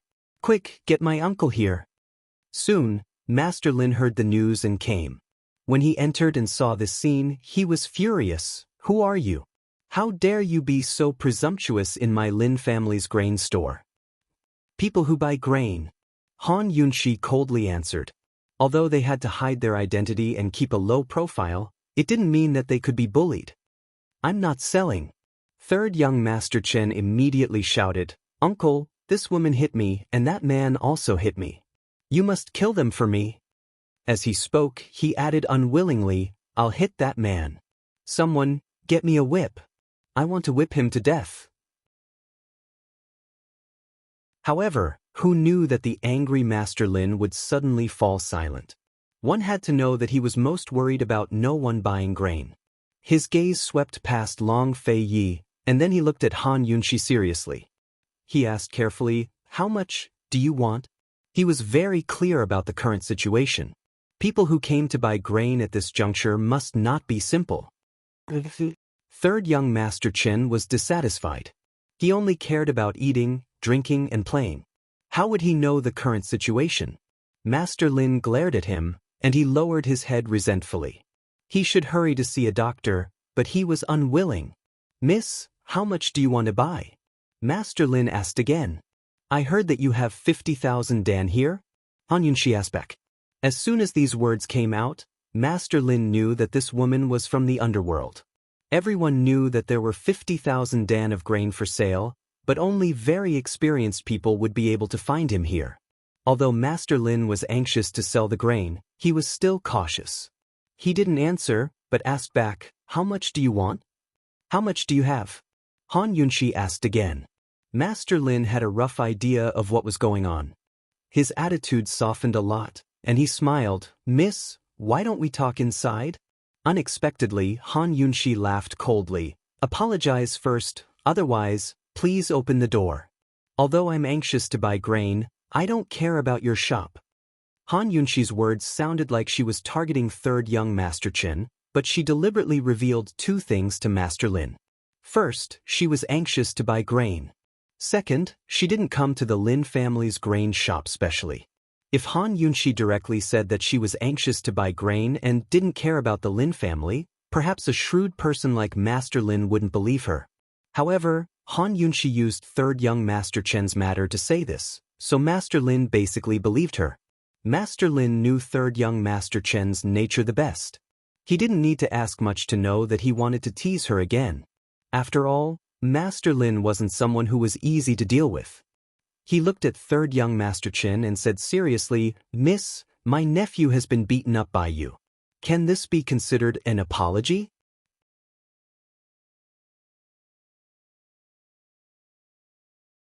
Chapter 373. Merchants in the black market were much more shrewd and cunning than normal merchants. Master Lin knew that Han Yunxi was not an ordinary person when he saw her temperament the moment he entered. He was even more certain that they were not to be trifled with when he saw third young Master Chen's injuries. First of all, the black-clothed guards were not simple to be able to use the whip so accurately in such a small room. Second of all, these two dared to offend the powerful grain store in the black market, so they must be very confident. Master Lin was already a bit afraid of Han Yunxi, so his answer to Han Yunxi was just a test. Han Yunxi was a woman who was very shrewd except for Long Fei Yi. She was sure that Master Lin was testing her. Not enough. Her attitude was cold and arrogant. They beat third young Master Chen, and third young Master Chen apologizing to her were two different things. How could they offset each other? Then what do you want? Master Lin's tone became unfriendly. Nothing. If Master Lin wants to do business with me, then this bastard must apologize to me. If Master Lin doesn't want to do business with me, then forget it. I will not consider your Lin family's grain store for any business in the future. Han Yunxi coldly said. If it was in the past, Master Lin would definitely give the other party the cold shoulder and delay the discussion for at least 2 or 3 days. But it was different this time. He had to turn the grain in the warehouse into cash by tomorrow night at the latest. There was no time to delay. After hesitating for a moment, Master Lin cleverly changed the topic. "Miss, how much grain do you want to buy?" Han Yunxi cleverly replied, "I want to buy a lot, no less than 50,000 Dan. If Master Lin has the goods, then maybe you can consider it. I can give you 3 days." Han Yunxi seemed to be giving in, but in fact she was pushing him even harder. How could Master Lin have time to consider? Long Fei Yi, who was standing silently behind Han Yunxi, smiled. This woman was so young, but she was more cunning than those old foxes. He liked it. Once he heard that it was no less than 50,000 Dan, no matter how patient Master Lin was, he would get excited. He hurriedly asked, "Miss, why do you need so much grain? Since when do you need to explain so much about the transactions in the black market?" Han Yunxi sneered. Her words made her sound more like a gangster. "I'm just curious. Have you heard of the rations in the grain store these past 2 days?" Master Lin continued to ask. "I just came from there," Han Yunxi answered. Seeing that Han Yunxi didn't reject it, Master Lin was secretly delighted. He quickly continued to probe. "I heard that the price over there is very low." Although Han Yunxi was acting all high and mighty, she was actually waiting for Master Lin to ask these questions. She sneered, "That price isn't low either." Everyone present was stunned for a moment. Even third young Master Chen, who had been staring fiercely at Han Yunxi, widened his eyes. 10,000 taels of silver was not considered low? This woman really dared to say that. A trace of a smile flashed across Long Fei Ye's deep eyes. This woman was indeed to his liking. In his opinion, 10,000 Dan for 10,000 taels of silver was really letting the imperial uncle's family off easy by buying grain from him. Then, what is the lowest price in your heart? Master Lin continued to ask. Han Yunxi smiled. That depends on how much grain you have on hand. This woman asked this question. Could it be that she wanted a lot of grain? Master Lin had clearly been probing this woman, but he felt that his appetite was being whetted higher and higher. Master Lin finally became anxious. How much do you want? This time, Han Yunshi didn't answer. Instead, she glanced at third young Master Chen and snorted. It seems that Master Lin isn't interested in this transaction. She turned to leave after speaking. Long Fei Yi silently followed behind. The informants who had been watching from the back door immediately became anxious. Someone rushed over to stop Han Yunshi, but was stopped by Master Lin. He didn't say a word. He looked at Han Yunshi's back with a serious expression, as if he had no intention of making her stay. That informant panicked and said angrily, "Boss, if third young Master Chen doesn't apologize, I'll do it myself. That bastard deserves to be taught a lesson." Master Lin still didn't say a word. It wasn't that he didn't want third young Master Chen to apologize. He just wasn't sure if Han Yunshi was really here to buy grain or if someone had sent her to investigate them. It was better to be safe than sorry. Moreover, they were in the limelight right now. He had to be even more cautious. Han Yunshi and Long Fei Ye's pace was neither fast nor slow. They walked step by step towards the door. Neither of them looked back. Their backs were noble and free, making it hard for anyone to take their eyes off them. As Han Yunshi and Long Fei Yi got closer to the door, Master Lin and the informants behind him became more and more nervous. Based on Han Yunshi's behavior just now, it would be difficult to redeem this transaction once they walked out the door. "Old Lin, let's give in?" "Old Lin, I think this woman is really here to buy grain. I can tell she's a businessman with one look. Boss, we can't afford to delay any longer. Why don't we make them stay first and discuss the price while reporting to the higher-ups? Let the higher-ups send someone to take a look tomorrow?" The informants behind him all tried to persuade him. Master Lin was already a little impatient, and after being persuaded, he was moved. However, he didn't directly ask them to stay. Instead, he deliberately put on airs and said, "Miss, other than an apology, everything else is negotiable." Who knew that Han Yunshi didn't even turn her head? She continued walking indifferently and was about to walk out the door. Seeing this, Master Lin finally panicked. "Miss, please wait." Han Yunshi's lips curled into a victorious smile. She stopped happily, but she still didn't turn her head. She wasn't anxious, but Master Lin and the others were. Negotiations were like this. Some lines of defense had to be stubbornly clung to.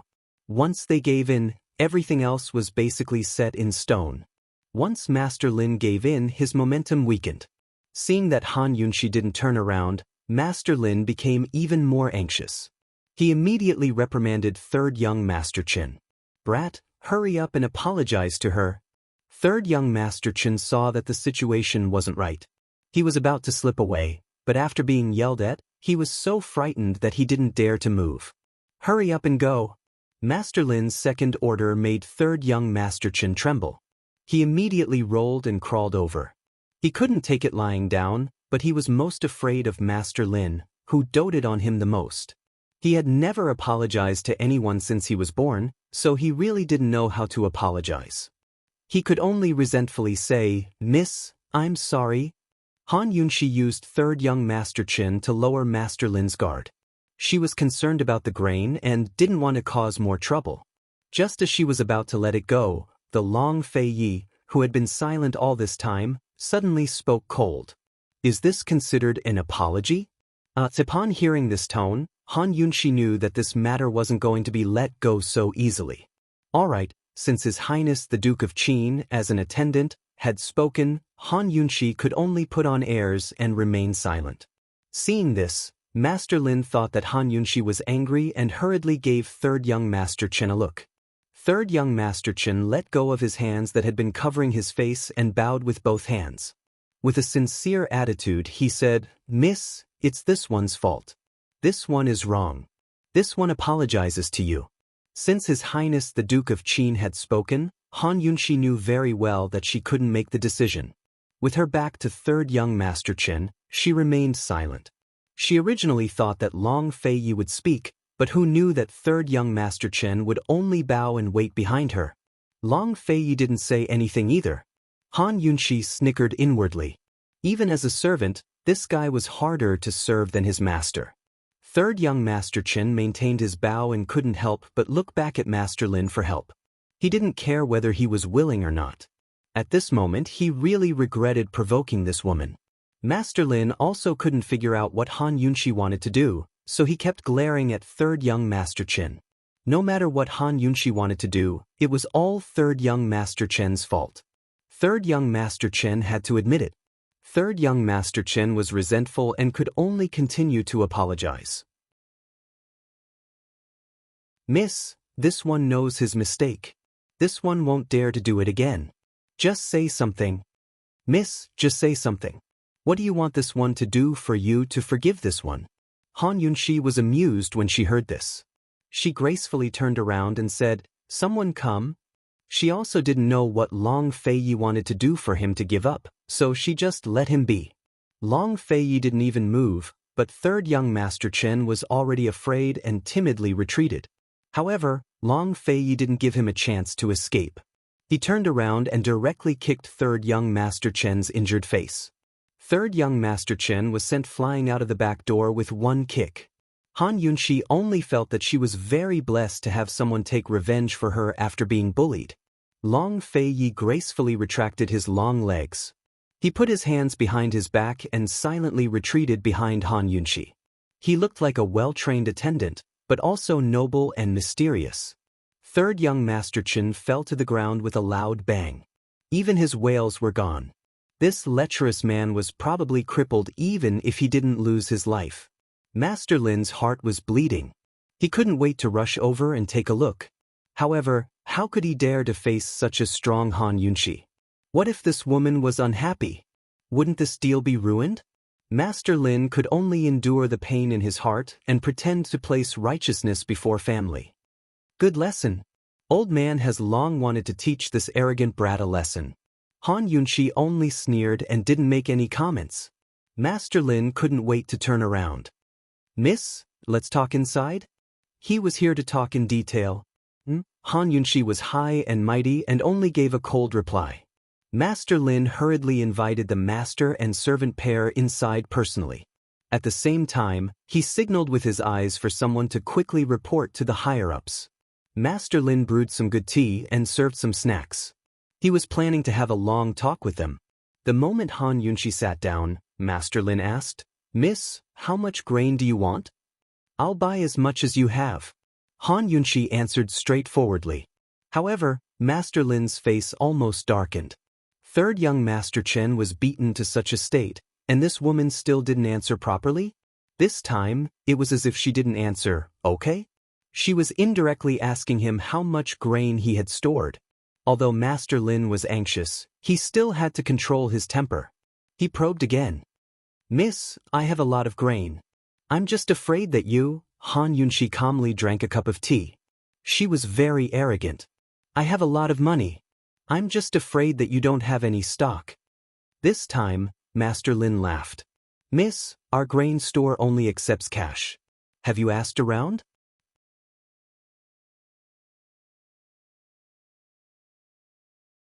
Chapter 374. Only accept cash.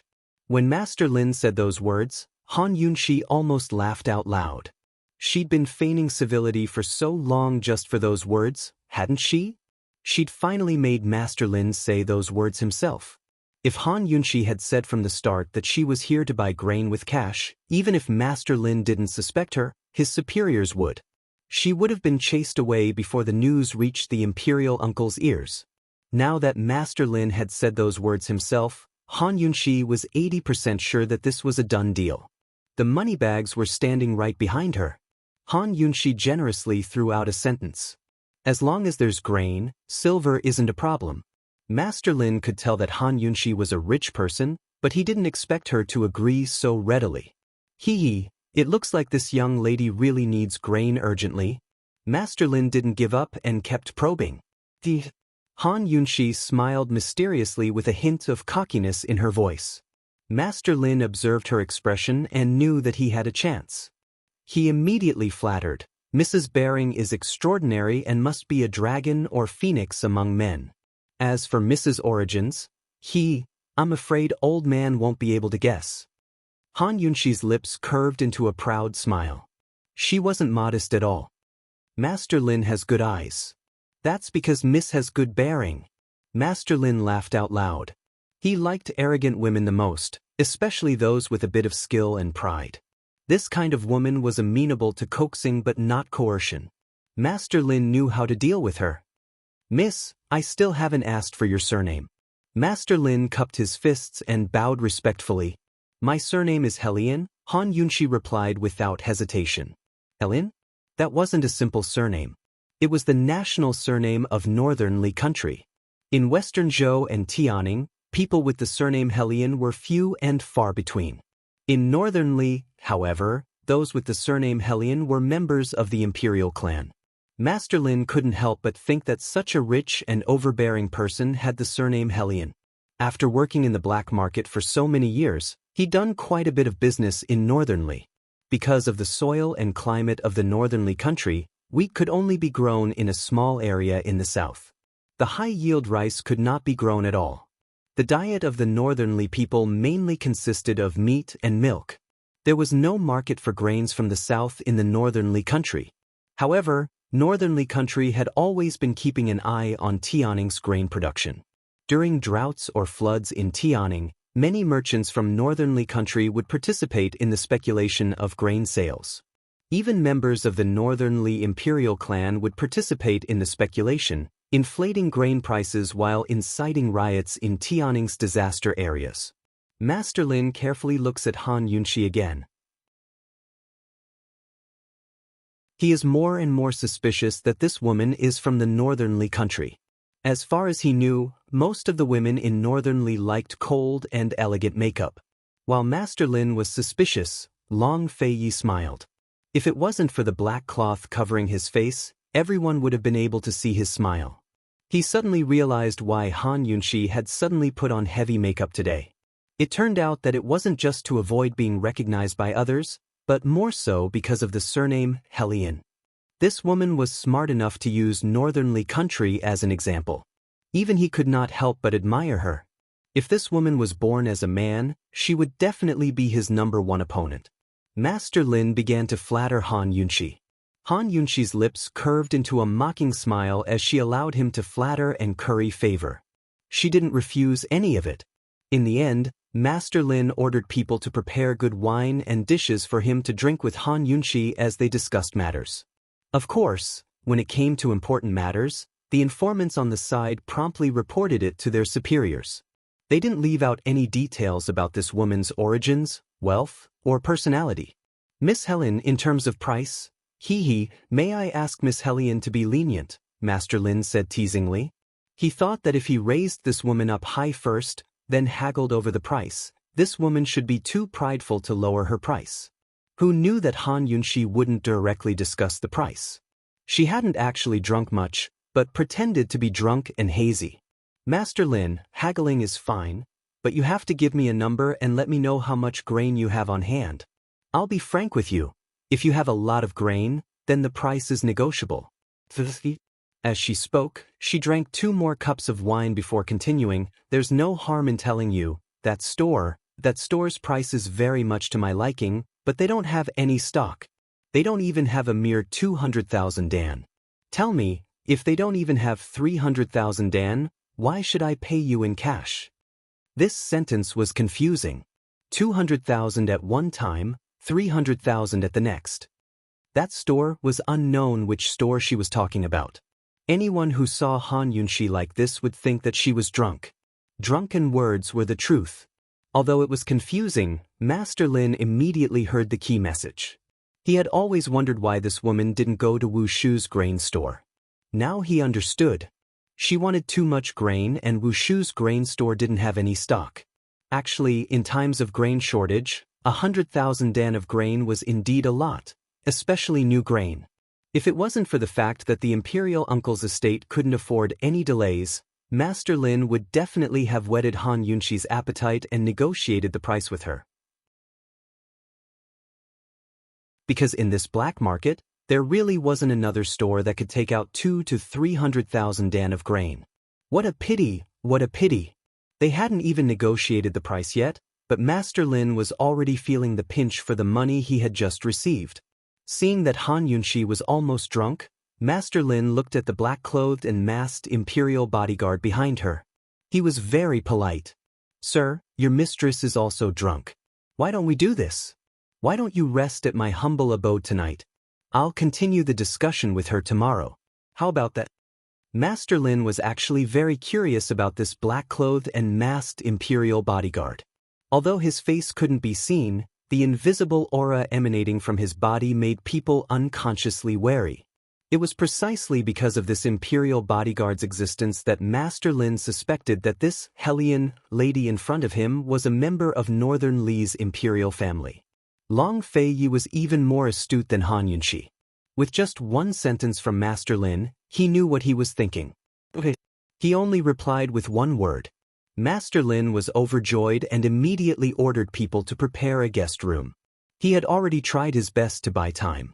Now, it was up to his superiors. Long Feiyi immediately carried Han Yunxi in his arms. He was nearly 1.9 meters tall and was tall and proud. It was extremely easy for him to carry Han Yunxi in his arms. One was dressed in black and mysterious, while the other was elegant and noble. Coupled with the dreamy Princess Carrie, they disappeared into the distance under the hazy moonlight. Everyone present was dumbfounded. They only felt that this wasn't master and servant, but a match made in heaven. Old Lin, this imperial bodyguard, is a little problematic. Once Long Feiyi and the others left, someone immediately spoke up. It couldn't be helped. Long Feiyi's innate aura was just that strong. Even if he had intentionally restrained it, he still couldn't completely hide it. "Sir, that woman's surname is Hellion. Perhaps that man is also..." someone guessed in a low voice.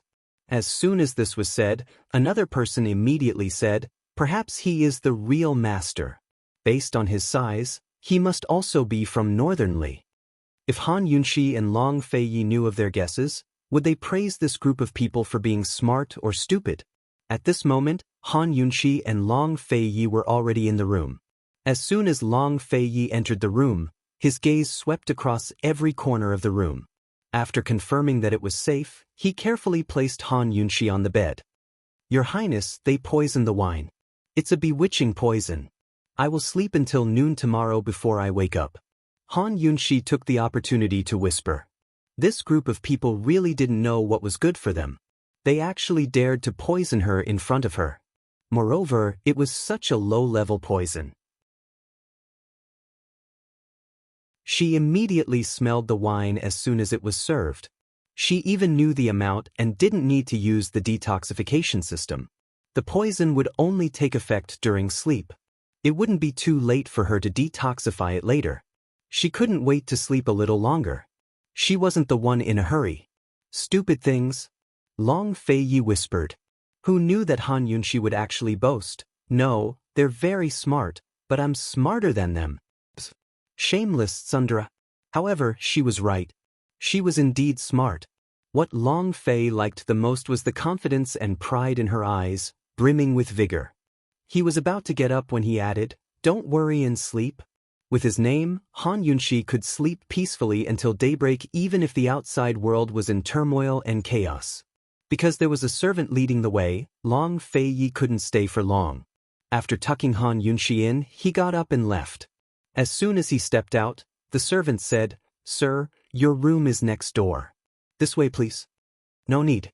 Long Feiyi sat down on the steps at the side. His attitude was so cold that the servant felt that the surrounding temperatures seemed to have dropped. The servant didn't dare to say another word and ran to report to Master Lin. Master Lin naturally didn't dare to have any ill intentions. He stayed up all night waiting for the secret missives from above. One after another, the secret missives were sent to the imperial uncle's residence after 4 or 5 people had passed through them. The more the imperial uncle read, the tighter his frown became. It wasn't until he saw the 2 words, "Helen," on the last missive that his furrowed brows relaxed. Although the imperial uncle was the one making the decision, this information was all reported by Master Lin. Even though Master Lin reported Han Yunxi and Long Feiyi's every move objectively and truthfully, No matter how objective he was, he couldn't avoid the influence of his subjective views, especially when it came to writing. These secret missives contained Master Lin's guesses between the lines. Thus, Master Lin's guesses affected the Imperial Uncle's decision. If it was in the past, the Imperial Uncle would understand more before making a decision.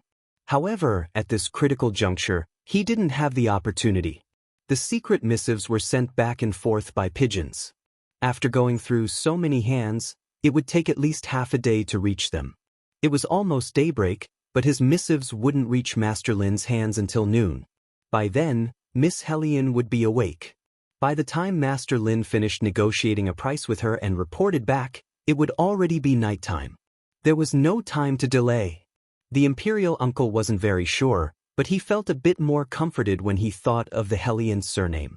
He knew that Northern Li's Imperial clan had secretly interfered with Tianning's grain speculation. Originally, he was planning to send Master Lin a secret missive and let him make the decision. However, after some hesitation, he decided to send someone to the black market who could make all the decisions on his behalf.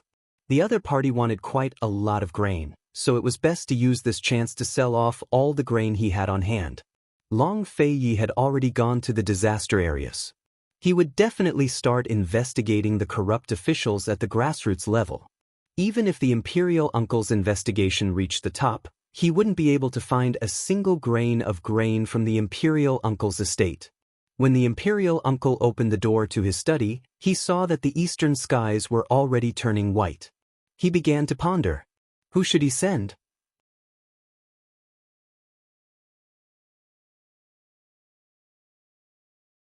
Chapter 375.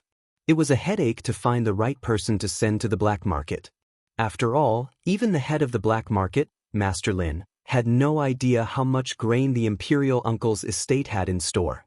They could guess that their boss was from the Imperial Uncle's estate, but they had no proof. They only knew the people who sent them the secret letters and silver, but not a single person from the Imperial Uncle's estate. The person they sent had to know the Imperial Uncle's stock well and be able to make the final call on the Imperial Uncle's behalf. Otherwise, another secret letter exchange would most likely be too late. Tonight was the last day of the deadline. They had to get their hands on the silver by the end of the day. Yesterday, the Ministry of Revenue had come to press them again, and the interest from the loan sharks had already rolled in quite a bit. The Imperial Uncle thought for a long time and finally came up with a good candidate. Back at the black market, Chu Shifeng had snagged a second batch of 10,000 dan of grain from Wushu's grain store last night. In the morning, Wushu's grain store brought out 10,000 dan of grain with great fanfare for a third round. Because this was the last time, no one wanted to miss out on the perfect opportunity. Many more spectators had gathered than 2 days ago. Many of the big merchants who'd never shown their faces in person had shown up as well. The entire black market was in a frenzy, but no one knew that the Lin clan's grain store was holding its biggest sale since the establishment of the black market. With Long Feiyi watching over her, Han Yunxi slept until the sun was high in the sky. There were still 4 hours before the effects of the poison wore off, so she lay lazily on the bed with nothing to do. Instead, she began to wander through the detox system's detox space.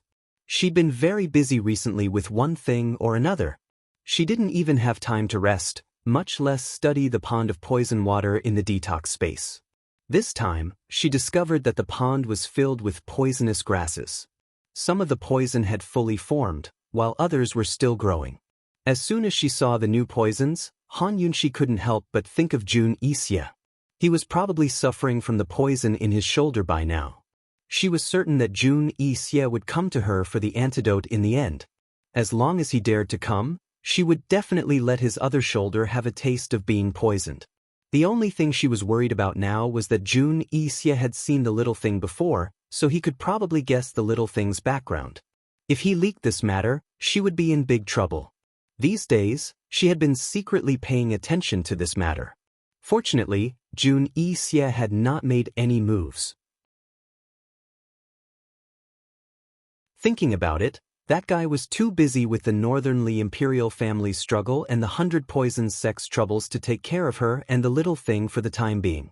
The detoxification space was very large, but the space that could be used was still very small. Han Yunxi's mind couldn't wander to the dark place. The more she forced herself, the more headache she had. In the end, she could only withdraw. She also didn't know how to develop this space. Anyway, she didn't need so much for the time being. Everything was up to fate. After resting for a while, noon arrived. Han Yunxi got up and went out after touching up her makeup. When she opened the door, she saw that it was empty outside. There was no familiar figure. Where was he? While Han Yunxi was puzzling over this, Long Fei descended from the roof. Originally, he was supposed to be guarding the door, but last night he'd sensed a high-level expert approaching the house. Still, he couldn't find any signs of the intruder after searching around for a long time. In the end, he decided to sit on the roof and keep watch, unable to sleep all night. Han Yunxi only felt relieved when she saw Long Fei Yi. She naturally understood him and asked in a low voice, "Are you tired?" "Not tired." His answer was very simple, but behind this simplicity was his gaze that didn't leave last night. He sat on the roof, guarding and watching all night. After all, he was seriously injured. If an expert really made a move and he wasn't careful, she would be in danger. The servants quickly came to serve them. After eating a full meal, Master Lin personally came to invite them. He smiled and said, "Miss Helen, the people from the granary are here. Let's talk about the quantity and price?" The so-called people from the granary were naturally people sent by the imperial uncle. Han Yunxi and Long Fei Yi knew what was going on.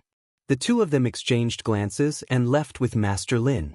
Just after they left, a masked man dressed in white appeared out of thin air beside Han Yunxi's bedroom. He was a modest gentleman, gentle as jade. Long Fei Yi's feeling was right. There was indeed an expert nearby. However, he didn't know that this expert followed precisely because he was seriously injured to protect Han Yunxi. Master Lin brought Han Yunxi and Long Fei Yi into a very hidden room. Inside, there was a middle-aged man dressed in blue, wearing a bamboo hat and a light veil covering his face. His entire head was covered. Only a hazy outline could be seen through the white veil. When Han Yunxi and the others entered, he stood up. After a round of introductions, the three of them sat down. Long Fei Yi still stood behind Han Yunxi. The middle-aged man inadvertently glanced at Long Fei Yi a few times. Although this action was behind the veil, it didn't escape Long Fei Yi's sharp eyes. As soon as Long Fei Yi entered, he silently sized up this middle-aged man, from his shoes to the bamboo hat he wore. Finally, his gaze fixed on his hands. When the middle-aged man looked over, he immediately averted his gaze, remaining silent and reserved. "How much grain does Miss Helian need? Our storehouse master is here. He can directly give you the information." Master Lin spoke first. Han Yunxi teased, "What? Master Lin doesn't even know how much grain is in the storehouse?" Han Yunxi's question was normal. If she didn't ask, it would instead make people suspicious. The middle-aged man immediately smiled. "Master, you see, even Miss Helian said so." Master Lin smiled awkwardly. "Hee, Miss Helian may not know, but this storehouse master of mine is very reliable. With him here, there won't be a single mouse in the granary." The mouse, in these words, naturally referred to the people who stole the grain. The middle-aged man immediately became modest. "I am indebted to Master Lin's trust. I will naturally be loyal to my duty." "Master, what did you say your surname was?" Han Yunxi suddenly interjected. "My surname is Qian." The middle-aged man said again. "But..." Han Yunxi nodded. She was actually deliberately probing for fun. Just now, the middle-aged man also said money. It looked like his lie was still a draft. Actually, whether these two people complimented each other like this on purpose or unintentionally talking about it, she didn't care. Everyone was sitting here. The matter was already more than half done. Now, the only thing left was the price. As for this middle-aged man's identity, as long as he showed himself, Long Fei Yi would be able to find out his background. "Master Qian, then tell me how much grain you have in your storehouse." Han Yunxi's attitude was arrogant and casual. "We have a lot of grain in our storehouse. No matter how much Miss Helian wants, we have it all." Master Qian's tone wasn't small. "Hee, What if you don't have it? Han Yunshi asked again. Master Qian glanced at Master Lin. Master Lin hurriedly said, How much does Miss Hellion want? Please give a price. I don't know. However much you have, this lady will take it all. Han Yunshi said and added, Cash? When these straightforward words came out, Master Lin and Master Qian were both shocked.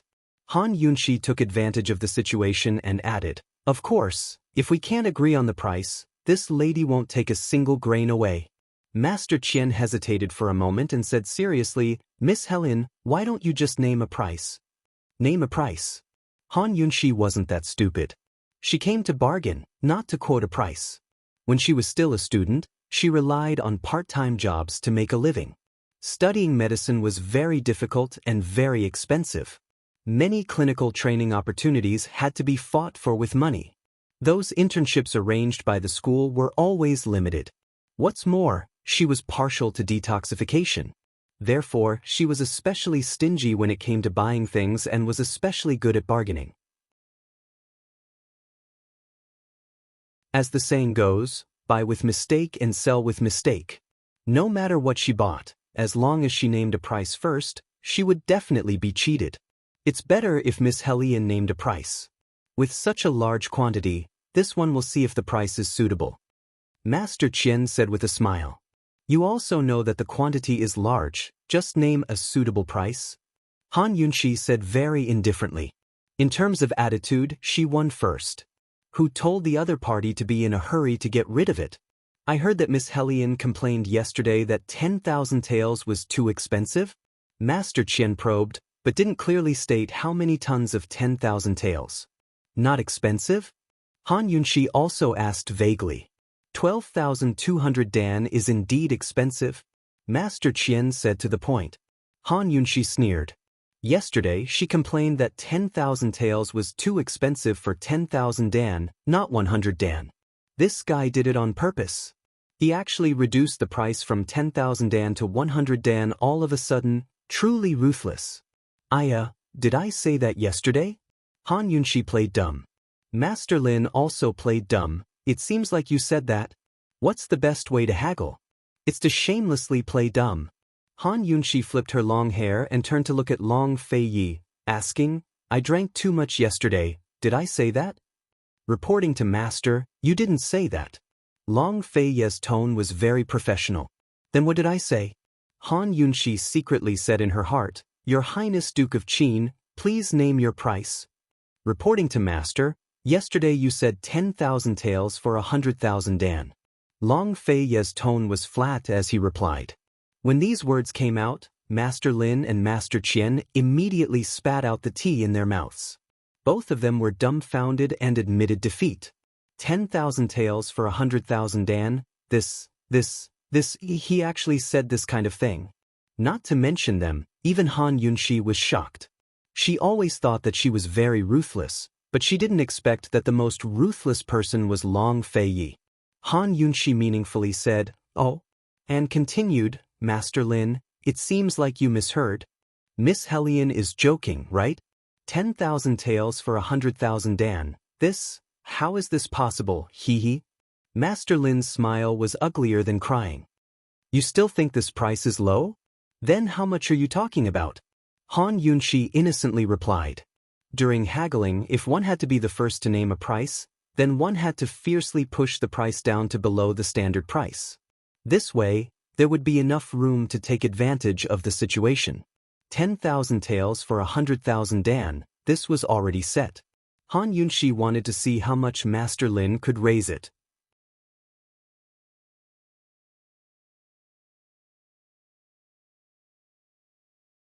Chapter 376. No matter who said it, no matter how they said it. Han Yunshi's price was 10,000 taels for 100,000 dan of grain. This price was 10 times lower than Wu Shu's grain shop's price. Han Yunshi calmly drank her tea, waiting for Master Lin and Master Qian to haggle. Master Lin had been doing business in the black market for so many years, but he had never seen someone haggle so fiercely without blushing. No matter how fiercely they haggled, there was a bottom line. Once the bottom line was exceeded, there was only one outcome, and that was to be kicked out by the shop owner. Master Lin flattered Han Yunxi for so long, but in exchange for such a heart-wrenching price, he wanted nothing more than to pick up a broom and scold this woman out. However, he didn't dare. Right now it was a buyer's market, not a seller's market. He was the one begging her to buy, not the other way around. Master Lin kept taking deep breaths, silently telling himself to calm down. It was business, after all, so he had to slowly grind to earn money.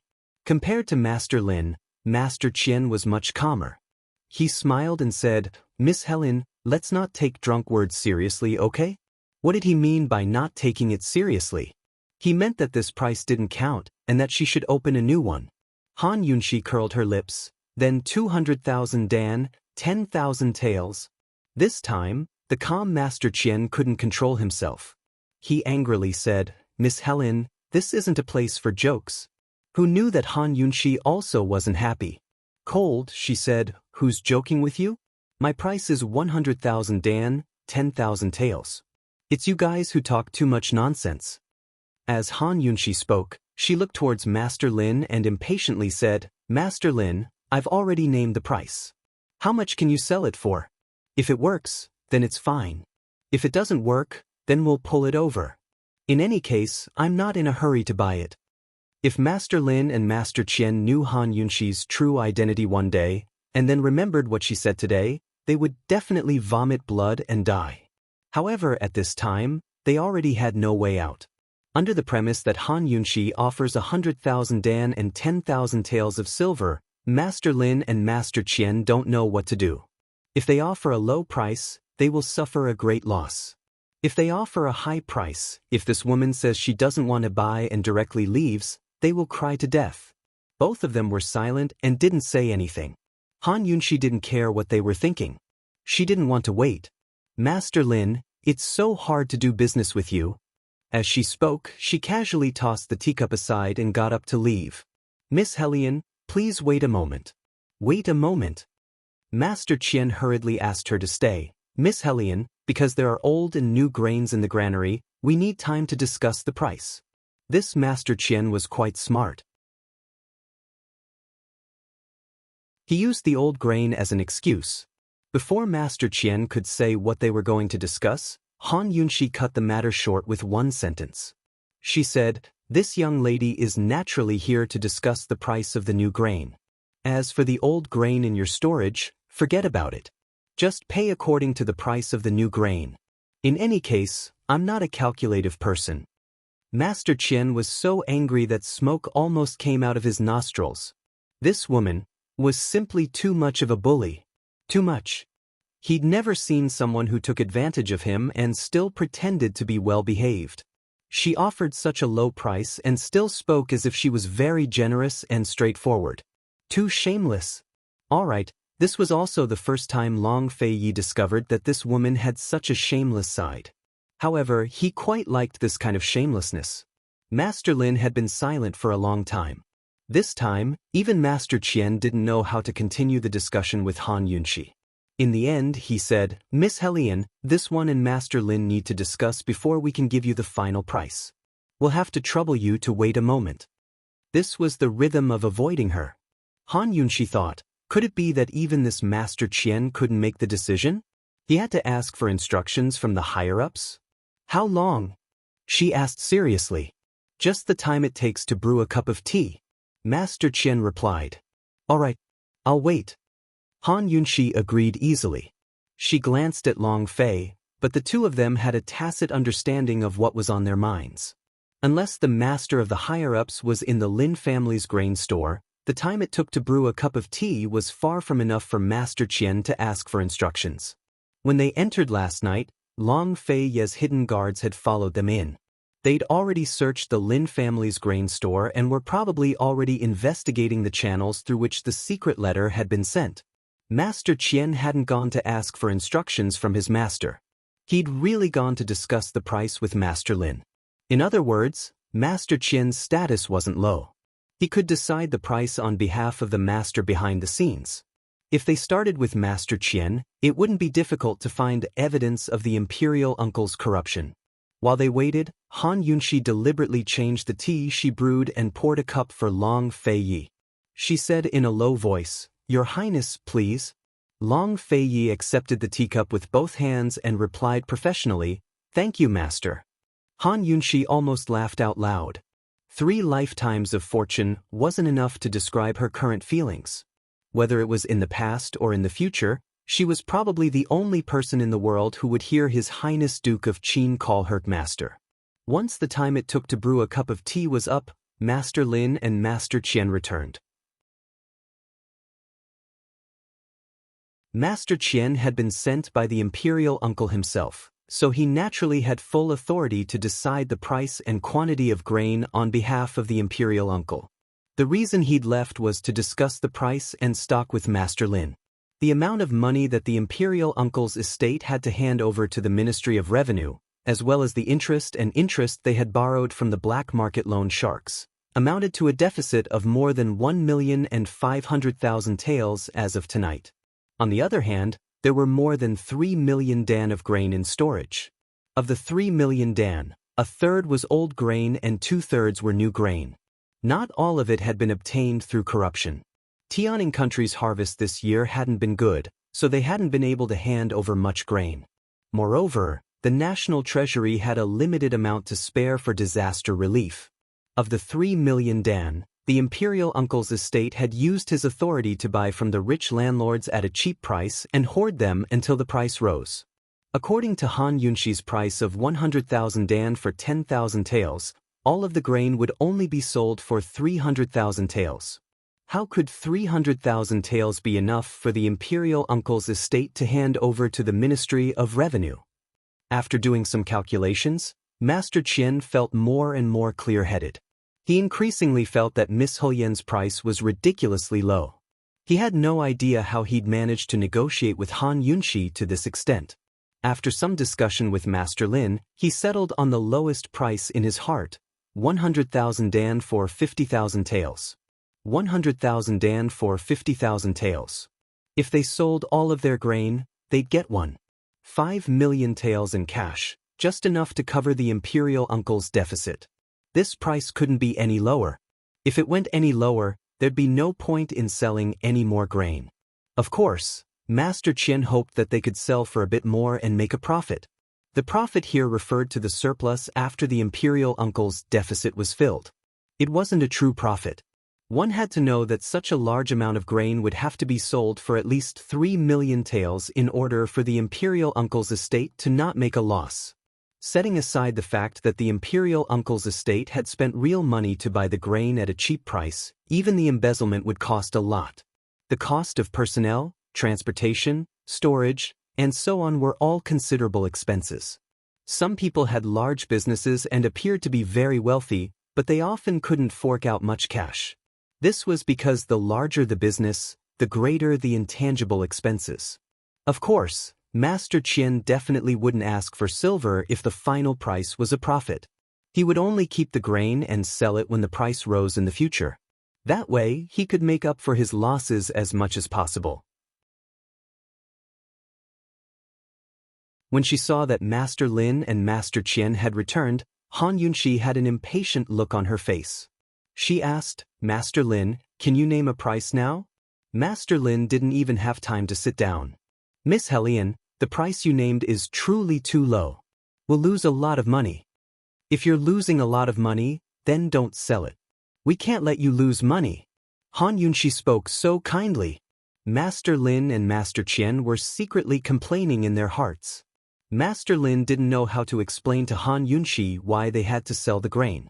He avoided the topic and sighed.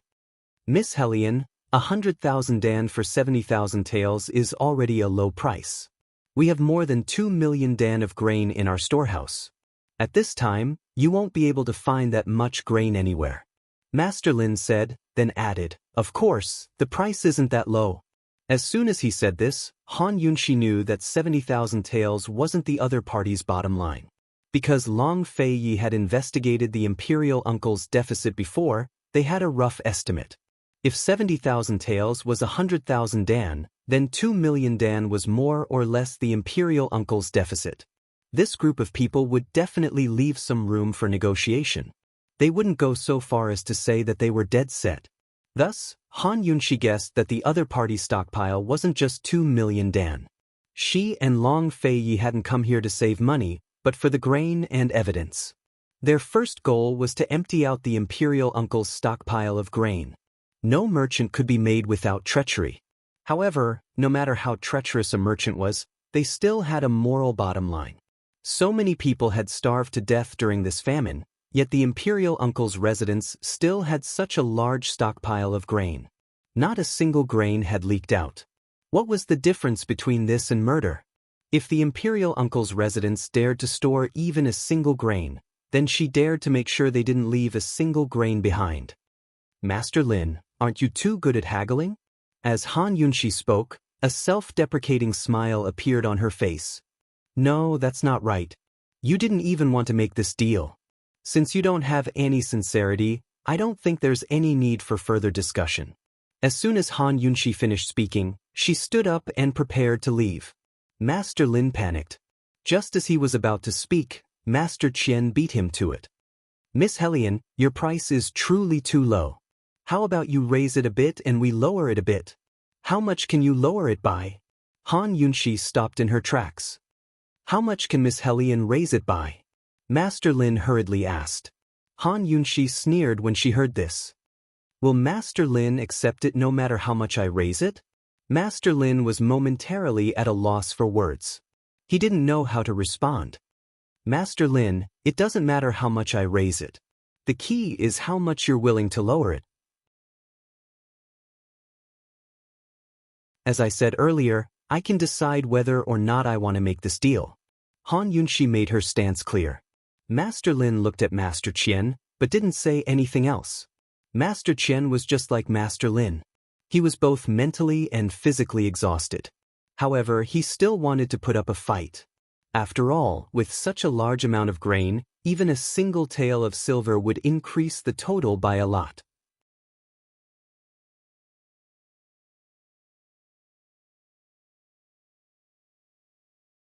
Chapter 377. Miss Hellion, 60,000. 60,000 is already the lowest price, Master Qian said helplessly. This time, Han Yunxi was very straightforward. 50,000. Forget it if you don't want to sell. 50,000. Master Lin and Master Qian both felt a sense of helplessness. They really wanted to know what kind of deity this girl was. She was actually so shrewd as to know their lowest price as soon as she opened her mouth. 50,000. They had to sell it even if they didn't want to.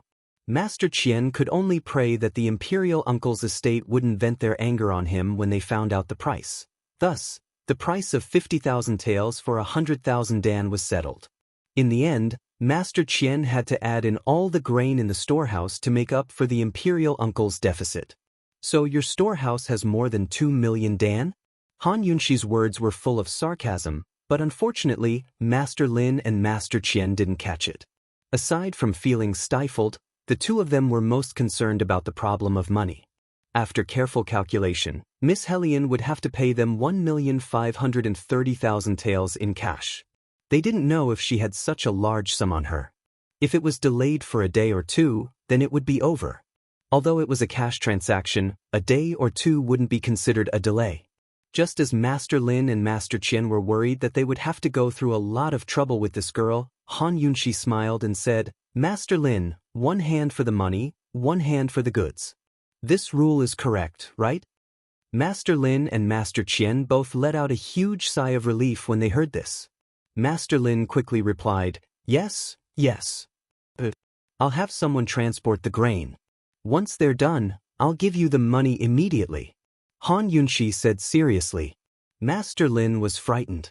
The storehouse wasn't in the black market. The black market only had a small amount of grain stored there. The storehouse was above ground. Who knew how long it would take for them to transport such a large amount of grain to the storehouse? The imperial uncle's estate would have to receive the money by tonight at the latest, and by tomorrow morning at the latest, they would have to hand it over to the Ministry of Revenue. Master Lin hesitated for a moment, then put down his pride and said helplessly, Miss Helen, you don't know, but this one is in urgent need of money. Could you first? Han Yunxi did it on purpose. She hesitated, but I haven't seen any grain, it's really, Miss Helen, I can bring you to the warehouse right now. Master Lin said anxiously. Han Yunxi and Long Fei Yi were waiting for this sentence. But Han Yunxi readily agreed. Master Lin and Master Qian personally led the way. Before long, Han Yunxi and Long Fei Yi were brought to the black market in the realm of Flame Heaven, where they boarded a horse-drawn carriage. Master Lin personally brought over 2 blindfolded black cloths. Miss Helen, I hope you can understand the rules of the underworld. In the black market, no one cared about the source or destination. Master Lin brought Han Yunxi and the others to the warehouse. According to the rules, he did have the right to blindfold them. Han Yunxi was very generous. Just as she was about to raise her head and let Master Lin cover her eyes, Long Fei Yi took the black cloth from Master Lin's hand and personally covered Han Yunxi's eyes. Master Lin didn't dare to say a word at the sight of Long Fei Yi's deep, cold eyes. After Long Fei Yi covered his own eyes, Master Lin went to sit on one side without a word. Han Yunxi and Long Fei Yi really couldn't see a thing with their eyes covered, but Long Fei Yi's guards followed them the entire way. After taking a detour, they finally arrived at their destination. By the time Han Yunxi and Long Fei Yi got off the carriage and took off their blindfolds, they discovered that they were in a forest on the outskirts of the capital city. Han Yunxi assumed that the imperial uncle's granary would be far from the capital, but never expected him to be so bold as to store his stolen grain near the capital. It was probably a form of mockery to Emperor Tianhui. Actually, the imperial uncle's estate used to have granaries in many counties and prefectures. But for the sake of secrecy and management, they'd gathered all the grain in one place. This way, they only needed a single group of people to manage the granary, which meant fewer people knew about its secrets. The granary was built like a manor, so anyone who didn't know better would assume it was some rich family's courtyard in the suburbs. The two of you, please come inside. Master Lin was very polite, but he was desperate for money. Han Yunxi and Long Fei Yi walked inside and saw that every room was filled to the brim with grain. All of the bags were identical and had no markings on them. In other words, they couldn't find any evidence of where the grain had come from. The two of them walked around the entire manor and did a rough count. There wasn't much difference in the amount of grain. Miss Helen, you've seen the goods. Master Lin trailed off. Han Yunxi understood and said coldly, give us half of the money in cash and the other half after the grain has been transported away. As soon as she finished speaking, the money bags behind her took out their money. Han Yunxi didn't see Long Fei Yi take out his money, or else she would be smitten again. Long Fei Yi elegantly took out a banknote worth more than 700,000 taels from his sleeve and handed it directly to Master Lin. Master Lin looked at Master Qian and didn't know whether to take it or not. Master Qian was also hesitant. This woman's request wasn't excessive. They really should transport all the grain before paying the full amount. However, they were pressed for time. Master Lin? Han Yunxi urged, not giving them any extra time to think. Master Lin couldn't help but complain in his heart. Why didn't this woman come earlier to buy the grain? Even if it was 1 day earlier, it would have been good. Han Yunxi had calculated the time accurately, so how could she come earlier? Finally, Master Qian made a decision. He said, Miss Helen, how about this? I'll immediately find someone to transport the grain out. You just wait here and we'll settle the money today. How about it?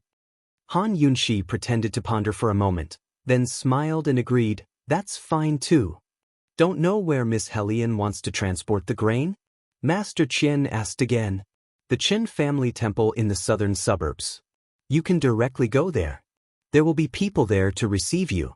Han Yunxi and the others had come prepared. This location was precisely the only way to go to the disaster area. This batch of grain was definitely going to be sent to the disaster area. After all the negotiations were completed, Master Qian and Master Lin finally felt relieved. Master Qian also had time to seriously look at the banknote Long Fei Yi gave him. The banknote naturally couldn't be fake. Master Qian looked at the origin of the banknote. He didn't expect that this banknote really came from the Northernly Country's bank. Because of this, he felt even more relieved. Master Qian led Han Yunxi and the others to sit in the guest hall while calling out a group of professional porters and caravans to transport the grain. In order to fight for time, Master Qian called out almost the entire caravan of porters. Long Fei Yi and Han Yunxi sat in the living room and just happened to be able to see the porters going in and out. Han Yunxi was secretly happy. These porters and caravan drivers were undoubtedly the best witnesses. This transaction was really worth it. Until the middle of the night, they finally transported all the grain to the location designated by Han Yunxi. Long Fei Yi gave the second banknote. It was still a banknote from the Northernly Countries Bank and could be directly withdrawn. After confirming that there was no mistake, Master Qian immediately sent his trusted subordinate to send the banknote to the imperial capital. After rushing for 10,000 miles, they finally made it. Master Qian didn't leave with Han Yunxi and the others. He said goodbye at the entrance of the granary. After all, he couldn't be exposed again. After sending Han Yunxi and Long Fei Yi back to the black market, Master Lin smiled and said, "Miss Hellion, I hope we can cooperate again next time." "Definitely," Han Yunxi replied with a grin. She was in a very good mood. Master Lin was planning to earn back all the silver he'd lost from this woman next time. How could he know that there wouldn't be a next time? Just like that, the business deal ended happily. When they returned to the Wu clan's grain store, Han Yunxi couldn't help but laugh out loud. She reached out a hand towards Long Fei Yi. "Your Highness, give me a reward." They'd agreed that if she did the job well, she'd get a reward. Long Fei Yi knew that Han Yunxi could do things well, but he never expected her to do it so well. No one could be a better trap than this woman. If the imperial uncle's estate collapsed one day, it'd definitely be because of this woman. Chu Shifeng, Uncle Wu, and the rest were all present. After learning of the situation, they couldn't help but prostrate themselves in admiration towards Han Yunxi. Of course, right now they were even more curious about what His Highness Duke of Qin would bestow upon esteemed Wang Fei. Long Fei Yi stared at Han Yunxi in silence. "Your Highness, you can't act shamelessly," Han Yunxi exclaimed, her good mood written all over her face. Finally, Long Fei Yi spoke up. "Your lordship will give you anything you want." Han Yunxi gave a start before she asked timidly, "Your Highness, what are you saying?" It wasn't that she didn't hear him clearly, but she couldn't react. "Your lordship will give you anything you want," Long Fei Yi repeated. His tone was flat, but it was filled with undeniable determination. A word spoken cannot be taken back even with 4 horses. Finally, a smile spread across Han Yunxi's face. What other reward could be more tempting than this? He'd give her anything she wanted? "Long Fei Yi, do you know that's equivalent to a promise?" "Your Highness, aren't you afraid that Chinchilla will?" Han Yunxi trailed off. "What?" Long Fei Yi asked indifferently. "Aren't you afraid that Chinchilla will take all of you?" Han Yunxi was quite serious. Unexpectedly, Long Fei Yi lifted her chin domineeringly and said generously, "You really want all of it?" Han Yunxi felt a little guilty at his question. She was practically all-powerful in the Lin clan's grain store, but in front of Long Fei Yi, she was always like a little girl. Han Yunxi didn't dare to answer for a long, long time. Finally, Long Fei Yi said, "Think carefully before you answer." "His all?" "What did his all include?" "Including his power, his wealth, his status, his past, his present, his future, and his secrets." Had Han Yunxi ever thought about it seriously? For some reason, Han Yunxi suddenly felt the atmosphere grow heavy. She smiled and said, "All right, Chinchilla will think it over carefully." Long Fei Yi finally released her and said, "When the Ministry of Revenue delivers the money tomorrow, we'll set out for the disaster areas." Originally, the Ministry of Revenue was in charge of the money from the charity auction, but Emperor Tianhui had appointed Long Fei Yi as the imperial envoy for the disaster areas. Thus, the money was returned to Long Fei Yi's hands. In other words, the money that Manager Qian had taken from Long Fei Yi today would go back to Long Fei Yi. If the imperial uncle knew about this, he'd probably be angry enough to bleed from his 7 orifices. That very day, Long Feiyi and Han Yunxi settled down in the black market. But the next day, the Ministry of Revenue didn't even deliver the money before bad news arrived.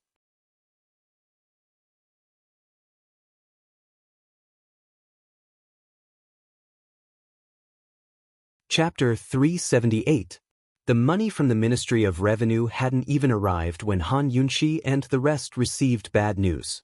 Rumors were spreading all over the country that His Highness Duke of Qin had no way to save the famine victims, so he'd purposely delayed his journey to the disaster areas. This was the hottest topic in the 3 disaster areas. Some even began to slander His Highness Duke of Qin for embezzling the silver from the charity bazaar.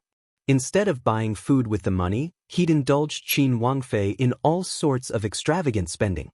Han Yunxi's mouth twitched at the news. Aren't these rumor-mongers a little too impatient? There were a total of 7,400,000 taels of silver from the charity bazaar. Of the remaining 5 million taels, Long Feiyi's own money came from the imperial uncle's estate. He still hadn't sent over half of the silver. Now they were accusing them of embezzling the money? That was an insult to His Highness Duke of Qin. Was it worth it to embezzle 1 or 2 million taels of silver? Han Yunxi didn't know if she should feel unlucky or honored. Fine, she gave Long Feiyi an open-minded smile and said, Your Highness, Chenxie is a femme fatale. I've harmed the country and its people. Long Feiyi only glanced at her, disdaining to express his opinion. Han Yunxi's bracelet alone was worth an entire country. Was the 1 or 2 million taels he'd embezzled enough to feed Han Yunxi to eat, drink, and play? Clearly, the people who'd framed him had underestimated his wealth. Although he'd gone to the black markets instead of the disaster areas, he'd sent people to spread false news and fake his whereabouts for Emperor Tianhui to see. Only Emperor Tianhui or the imperial uncle could spread rumors throughout the country in such a short time. Your Highness, isn't that little bit of silver a joke? Who'd believe that? Even Chu Shifeng knew how to calculate the cost. But Wu Shu only said, Your Highness, it'd be great if the common people could tell right from wrong. Rumors are fiercer than tigers. What a vicious move. Uncle Wu's words did not mean to belittle the commoners. It was just that the commoners had limited access to information, and the truth they knew was even more limited. It was human nature to echo the opinions of others. Therefore, no matter how ridiculous the rumors were, they would spread. As they spread, they would become true, and as they spread, they would become history. Therefore, the pen of the literati and the mouths of the commoners were both knives that could kill without leaving a trace. It wasn't a secret that the imperial court hadn't done its best in providing relief, so it was no longer a secret that their grain had been stolen.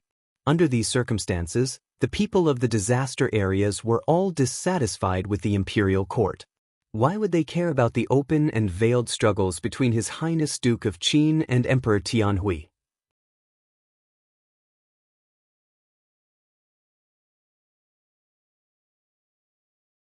Very soon, Emperor Tianhui and the imperial uncle received the news. Your Majesty, His Highness Duke of Qin and esteemed Wangfei suddenly vanished early this morning. The carriage was abandoned by the side of the road, along with their servants, the scout reported. A complicated look flickered past the imperial uncle's eyes. The Duke of Qin, no matter what tricks he's playing, he's doomed this time. The disaster victims want grain, not their lives. No matter what the Duke of Qin is playing, it's useless. Emperor Tianhui laughed coldly. It wasn't that Emperor Tianhui was being arrogant, but he was certain that Long Feiyi didn't have enough grain to send to the disaster victims, nor did he have a way to transfer grain. Even Long Feiyi's Jiangnan estate was running low on grain, while the rest of Tianning's grain reserves had either been used up or bought up by grain merchants long ago. This time, no matter how skilled Long Feiyi was or how much silver he had, he wouldn't be able to conjure up such a huge amount of grain. Your Majesty, this official is only curious as to why the Duke of Qin would disappear at a time like this? The imperial uncle was cautious to begin with, but after handing over the silver yesterday, he grew even more cautious. He had a feeling that the Duke of Qin wouldn't be so easy to deal with this time. Someone come, spread the news. Emperor Tianhui wasn't worried at all. He was already displeased that the rumors of the Duke of Qin's embezzlement hadn't spread far and wide. This time, he wanted all of Tianing country to boil over the news. For a long time, the two words, Duke of Qin, were inviolable among the civil and military officials, the imperial family, and the common people. This time, he wanted Long Fei to lose all standing and reputation. He wanted him to know that those who made an enemy of imperial power would never have a good ending. The imperial uncle didn't say much. He'd already sold off all the grain he'd embezzled. Although it was a loss, it wasn't necessarily a bad thing to clear it out at a time like this. If Long Fei had gone missing to investigate the embezzled grain, then he'd be able to escape unscathed. Long Tianma sat on one side without a word. "Brother-in-law, it's been a while since you've had a drink with Zhen." Emperor Tianhui had to be in a good mood to address the imperial uncle as such. Besides Long Fei, he was also happy about Chu Qingge. The Western Zhou Emperor and Western Zhou's Chu clan had already set a wedding date for him. Half a year later, Chu Qingge would arrive for a political marriage. He'd also agreed to make her a noble consort, one rank lower than the empress.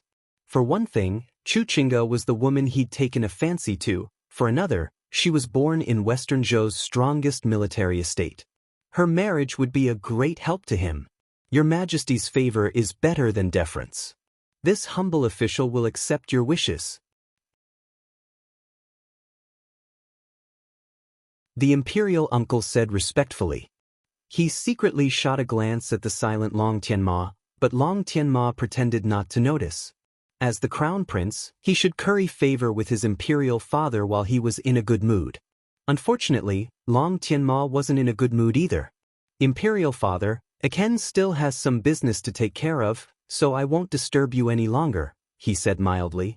"Any news from General Mu's estate lately?" Emperor Tianhui asked. "Everything's as usual. Aken just went to the training grounds with the young general yesterday," Long Tianmo replied honestly. Mu Qingwu had been in a bad mood for days because of the betrothal gifts and wedding ceremony. He'd only agreed to see him yesterday. Emperor Tianhui didn't ask any questions, but waved a hand to dismiss him. Long Tianma left just like that, leaving a trace of displeasure in the imperial uncle's eyes. It wasn't easy to stop him even if he wanted to. Not only his own son, but even the crown prince had been taught a harsh lesson by him for the charity auction.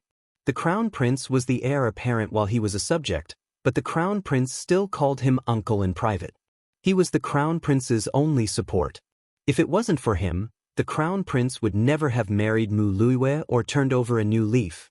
Of course, the imperial uncle supported the crown prince not because of their blood relations, but because the crown prince was also the imperial uncle's guarantee for his future. Otherwise, the imperial uncle's estate would be the first to fall as soon as the heir apparent was replaced. The imperial uncle drank with Emperor Tianhui while thinking about Chu Qingge's marriage alliance. Currently, there were only two noble consorts left in the imperial palace. One was noble consort Shui from the imperial uncle's estate, while the other was General Ning's younger sister, noble consort Ning. Once Chu Qingge arrived, the battle for the empress's position would begin. If Chu Qingge became empress and gave birth to an imperial son, the battle for the crown prince might follow. Long Tianma allowed the imperial uncle to ponder all sorts of things while Mu Luiwei annoyed him to the core. Long Tianma wasn't in the right state of mind, because Mu Luiwei had thoroughly annoyed him. As soon as Long Tianmo returned to the Eastern Palace, Mu Luiwei came to greet him. "Your Highness, you've returned. Chinchia has prepared white fungus, lotus seed, and jujube soup. Your Highness, withdraw." Long Tianma waved his hand impatiently, too lazy to listen. Mu Luiwei's happy expression immediately turned to one of grievance. "Your Highness, Chinchia personally boiled it for a long time."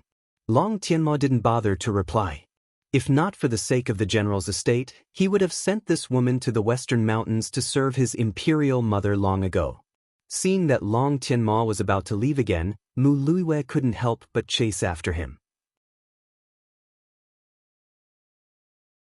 "Your Highness, Chinchia heard about His Highness Duke of Qin's embezzlement too. From what Chinchia knows of Han Yunxi, this matter must be." Long Tianma stopped in his tracks and warned, "You don't have the right to talk about the Duke of Qin and Qin Wangfei's matters."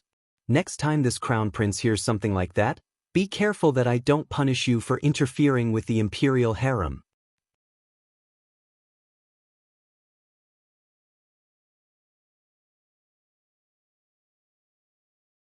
Chapter 379. With Long Tianma's warning, Mu Luiyue immediately froze in place. She felt so wrong that she wanted to rush over and quarrel with Long Tianma. What did she have to do to satisfy him? These days, no matter how much she tried to curry favor with him, he never even looked her in the eye. She originally wanted to join forces with Long Tianma to deal with Han Yunxi, but who knew that Long Tianma wouldn't even give her a chance? She originally thought that marrying into the Eastern Palace would be a turning point in her life, but who knew that after being married for less than a month, she would be cast aside like an abandoned wife.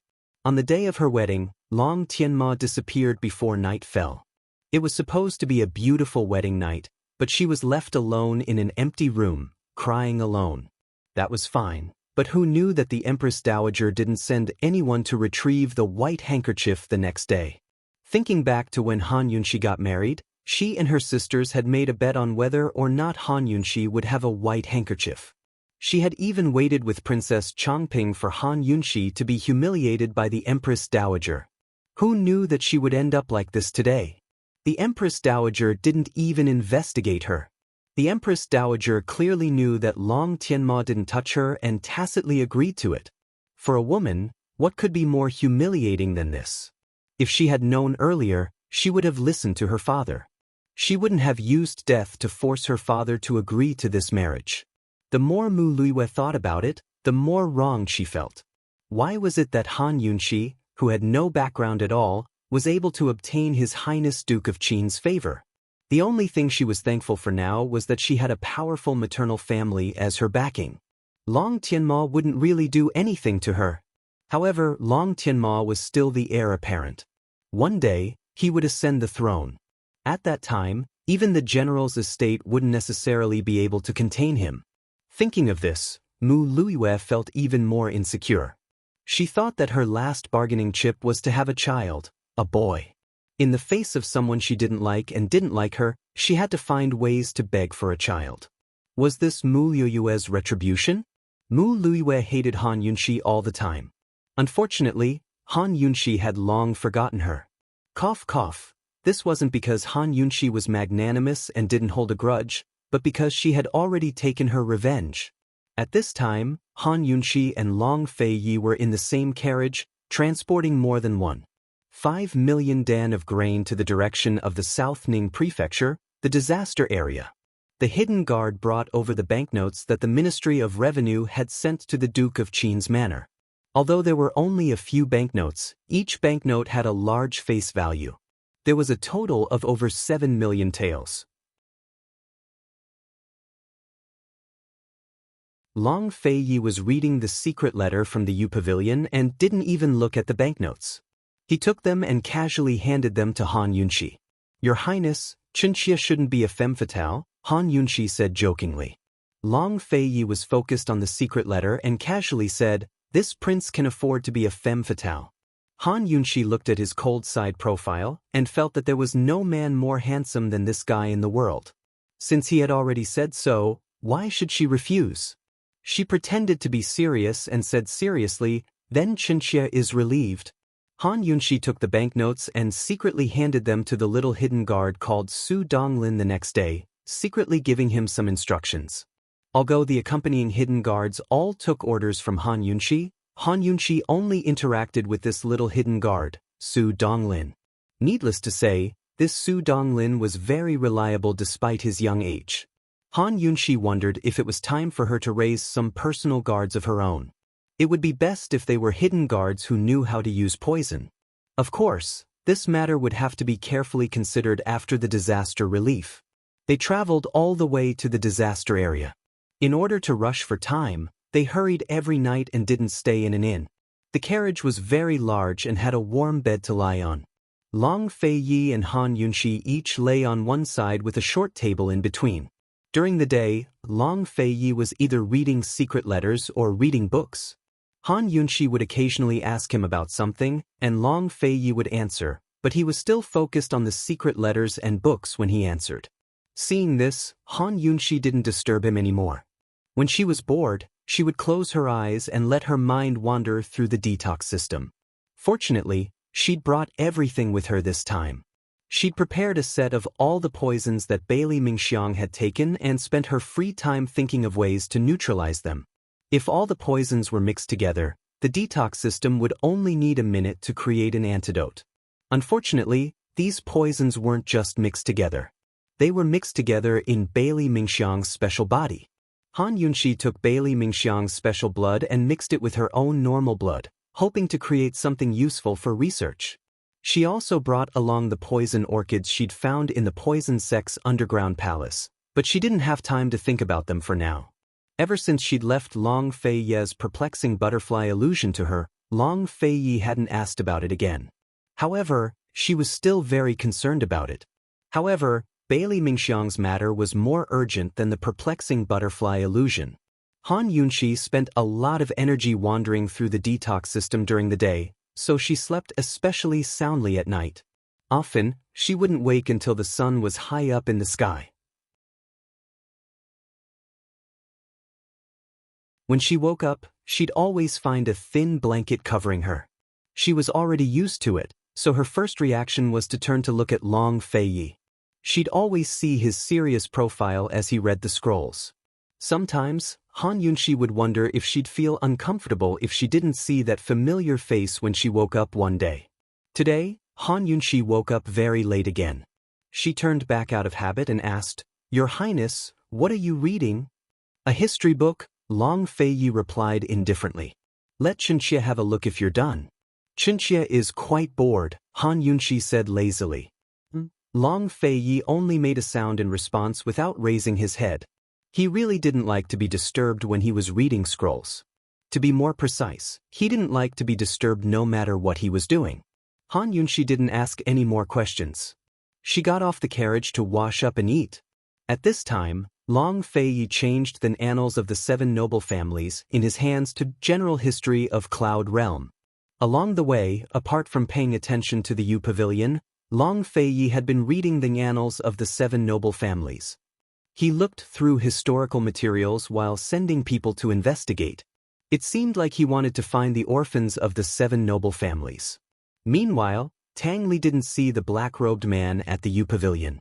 Long Fei Yi was increasingly puzzled by the identity of the black-robed man. For this reason, he specially sent people to investigate the Mu family in Medicine City and also sent people to find Gu. As for why he wanted to investigate the Mu family and Gu, only he knew. Han Yunxi soon returned with news from one of her guards. "Your Highness, I heard that Western Zhou's Chu clan has prepared 10,000 Fergana colts for Chu Qingga's dowry." Both Western Zhou and Northern Li were rich in warhorses.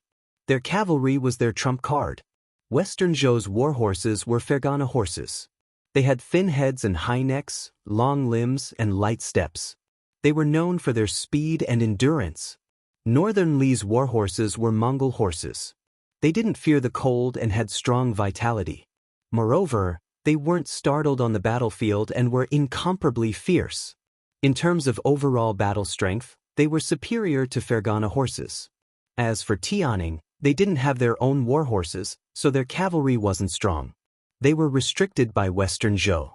It had to be said that 10,000 Fergana colts was a generous dowry. Even Long Fei was surprised by the amount. "What are Western Zhou's Chu clan planning?" he asked.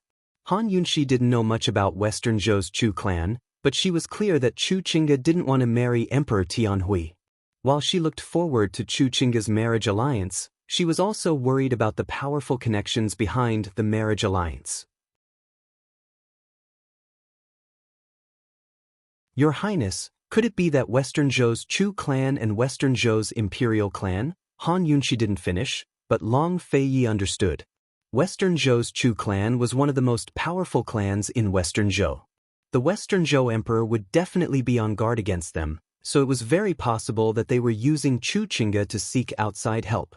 To put it bluntly, if Chu Qingga could become Tianning's empress, then no one in Western Zhou would be able to touch the Chu clan. "Emperor Tianhui will be overjoyed," Han Yunxi said faintly. She even regretted pushing Chu Qingge into Emperor Tianhui's arms. But Long Feiyi only laughed coldly. Not necessarily. Great General Ning was in charge of Tianning's cavalry.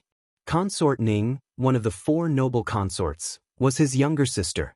If Chu Qingge wanted to fight for the position of empress, Consort Ning would be a formidable opponent. The relationships here were very complicated. After listening to Long Feiyi's explanation, Han Yunxi felt the same way. Emperor Tianhui really would have a headache. Han Yunxi had no idea how Chu Qingge's marriage alliance would affect the Duke of Qin's estate. In any case, it would happen in half a year's time. It was better to take care of the matters at hand first. She took out a pile of medicine and gauze from her medical pouch and smiled. "Your Highness, I've changed your bandages." Long Feiyi's body had always been strong. With her meticulous care, the wound near his heart had healed very well. He no longer needed her to attend to his daily needs. Although Long Feiyi had said that she'd be waiting on him in the future, the two of them had tacitly agreed to treat it as a joke. Long Feiyi took off his robes while Han Yunxi sat by his side. She carefully used a pair of tweezers to remove the medicine from his wound, washed it clean with medicine and rebandaged it. "Is it completely healed?" Long Feiyi asked mildly. Han Yunxi replied offhandedly without sparing him a glance. "How long will it take for it to heal completely?" Long Feiyi asked next. But Han Yunxi didn't look at him, much less answer him. Long Feiyi didn't like to be disturbed when he was reading his scrolls. Han Yunxi didn't like to be disturbed when she was changing his bandages either. She kept her head and eyes lowered in concentration. Was there a second person in the world who could ignore Long Feiyi like this? After changing his bandages a few times, Long Feiyi had already gotten used to it. He didn't ask any more questions, but stared at Han Yunxi to size her up. He looked at her delicate brows, her high nose, and her tender red lips as if he was examining a treasure in his heart. Of course, when Han Yunxi was done and looked up, Long Feiyi avoided her gaze. They traveled like this for more than half a month. During this time, news of the Duke of Qin's embezzlement had spread to northern Li and western Zhou.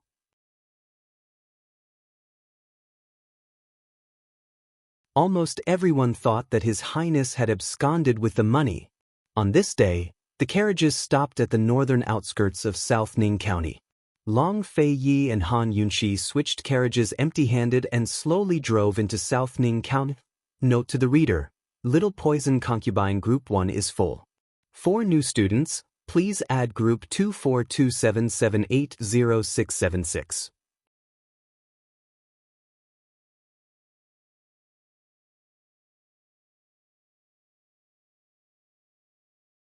Chapter 380. South Ning Prefecture was the largest prefecture in the central region of Tianning Country and one of the areas hit hardest by the famine. If this was any other time, they'd be able to sense the liveliness and prosperity of South Ning Prefecture from the outskirts. Now, however, the place was filled with a deathly stillness. Han Yunxi and Long Feiyi saw nothing but desolation on their way. The soil along the way was so dry that it was cracked. Not a single blade of grass grew, much less grain. The villages they passed by were filled with a deathly stillness, as if they were shrouded in the aura of death. They didn't want to stay a moment longer than they wanted to escape. Generally speaking, most of the places affected by the famine were villages. Those who couldn't afford to buy grain were mostly peasants at the bottom of the food chain. They were usually self-sufficient and rarely had the extra money to buy other kinds of food. If the harvest wasn't good, they wouldn't even have enough grain to pay the landlords for rent, much less keep it for themselves. In the past, it was common to see hordes of famine victims roaming the mountains in search of wild herbs to allay their hunger. It was even more common to see them fight over a single stalk of wild herb. But this time, Han Yunxi and Long Feiyi didn't see many famine victims. Occasionally, they'd see a few hungry old people huddled up in front of their houses. South Ning Prefecture was a large prefecture, so the population in the outskirts far exceeded the population in the cities. From what they knew, there hadn't been any mass migration of famine victims because the other prefectures and counties had strictly controlled the area to prevent riots. They didn't allow refugees to enter as they pleased. So why hadn't they seen any famine victims? Were they all hiding in their houses? With these doubts in mind, Han Yunxi and Long Fei Ye's carriage slowly entered the heart of Southning Prefecture, Southning City. A town was a town where the rich and powerful resided. Even if it looked bleak and desolate, at least order was maintained. Behind the vermilion gates, meat and wine went to waste, while on the roads, bones froze to death. The rich and powerful would never lack for rations. The carriage slowly moved forward. Long Fei Yi was taking a nap with his eyes closed. Han Yunxi looked out of the window and saw that the street was less bustling, but it was still clean and tidy. There were still pedestrians on the road, but there were fewer of them. Although they had changed carriages, Long Fei Yi and Han Yunxi still did not reveal their whereabouts. Many people passed by the carriage, and some even glanced at it. However, they did not know that the people sitting in the carriage were the imperial envoys sent by the court to provide disaster relief.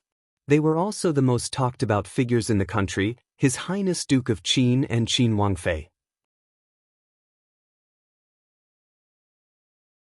Long Fei Yi and Han Yunxi were walking in the direction of the prefectural governor's manor. Who would have thought that as they walked, a carriage would suddenly rush over from the front, causing a commotion on the street? Out of the way. Step aside. Get out of the way. I won't compensate you if you bump into me. Get out of my way. The coachman was a young lad. He waved his whip and shouted arrogantly. The pedestrians on both sides of the street dodged. Many people couldn't dodge in time and fell to the side of the road. Han Yunxi had already poked her head out of the window to watch.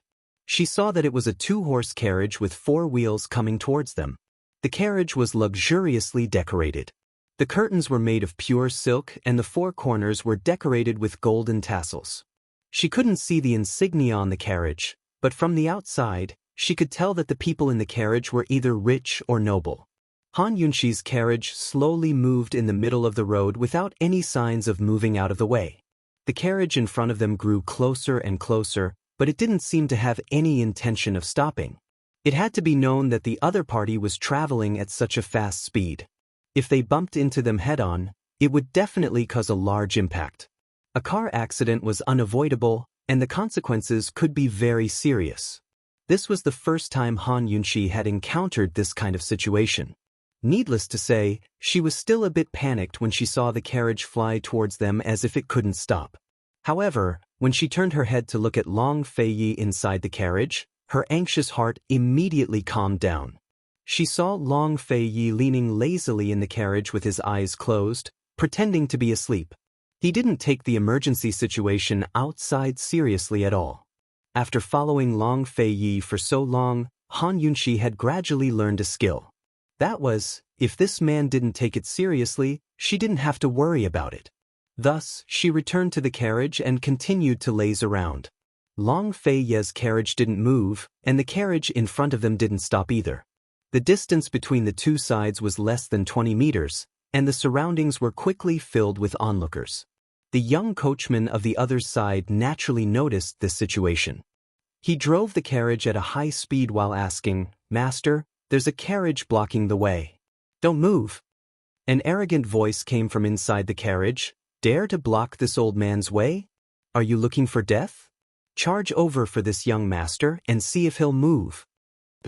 This little one understands. This coachman couldn't wait for something to happen.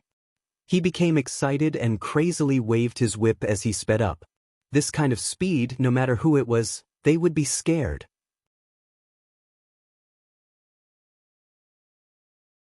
He originally thought that the other side's carriage would move aside, but who knew that not only did the other side not move aside, they didn't even put them in their eyes. They still maintained their original speed and drove on at a moderate speed. Gradually, the distance between the two carriages got closer and closer, and the surrounding onlookers trembled with fear. The coachman finally got scared and said anxiously, "Master, they're still not stopping. What should we do?" A young master came out of the carriage. He was dressed in brocade and looked very noble. In such an urgent situation, he wasn't afraid. He glanced at the carriage in front of them and said disdainfully, "Force them to stop. This young master doesn't believe that there's anyone who isn't afraid of death." As he said that, he took the whip and reins from the coachman and drove the carriage himself. He actually sped up and rushed over aggressively. This scene was really thrilling. With this momentum, a collision was inevitable. The surrounding onlookers couldn't take their eyes off of it, afraid that they would miss the scene of the collision. The distance kept shrinking. The young master's expression gradually turned serious and focused, while Long Fei Ye's coachman's expression remained calm. Only 6 meters left. They could all see each other's expressions. 3 meters, they're about to collide. Only 2 meters left. Soon they're about to collide. If they didn't move aside, it would really be too late. Everyone couldn't help but hold their breaths, waiting to see Long Fei Ye's carriage move aside at the last moment. Who knew that at the most crucial moment, seeing that the carriage was about to collide, Long Fei Ye's carriage still didn't move aside and continued to move forward. Heavens! Both sides' horses were about to collide. Could it be that they were really going to, suddenly? At this critical moment, the young master suddenly grabbed the reins with both hands. No one knew how much strength he used, but he managed to forcefully turn the horse's head around. The 2 horses raised their front hooves and the entire carriage immediately stopped. It tilted back and formed a 90-degree angle with the ground. One couldn't help but praise this young master's driving skills. It was really amazing. In such an urgent situation, he was actually able to stop and didn't flip the carriage. The horses neighed a few times and quickly landed on the ground. Everyone sucked in a breath of cold air, rejoicing for both sides of the carriage.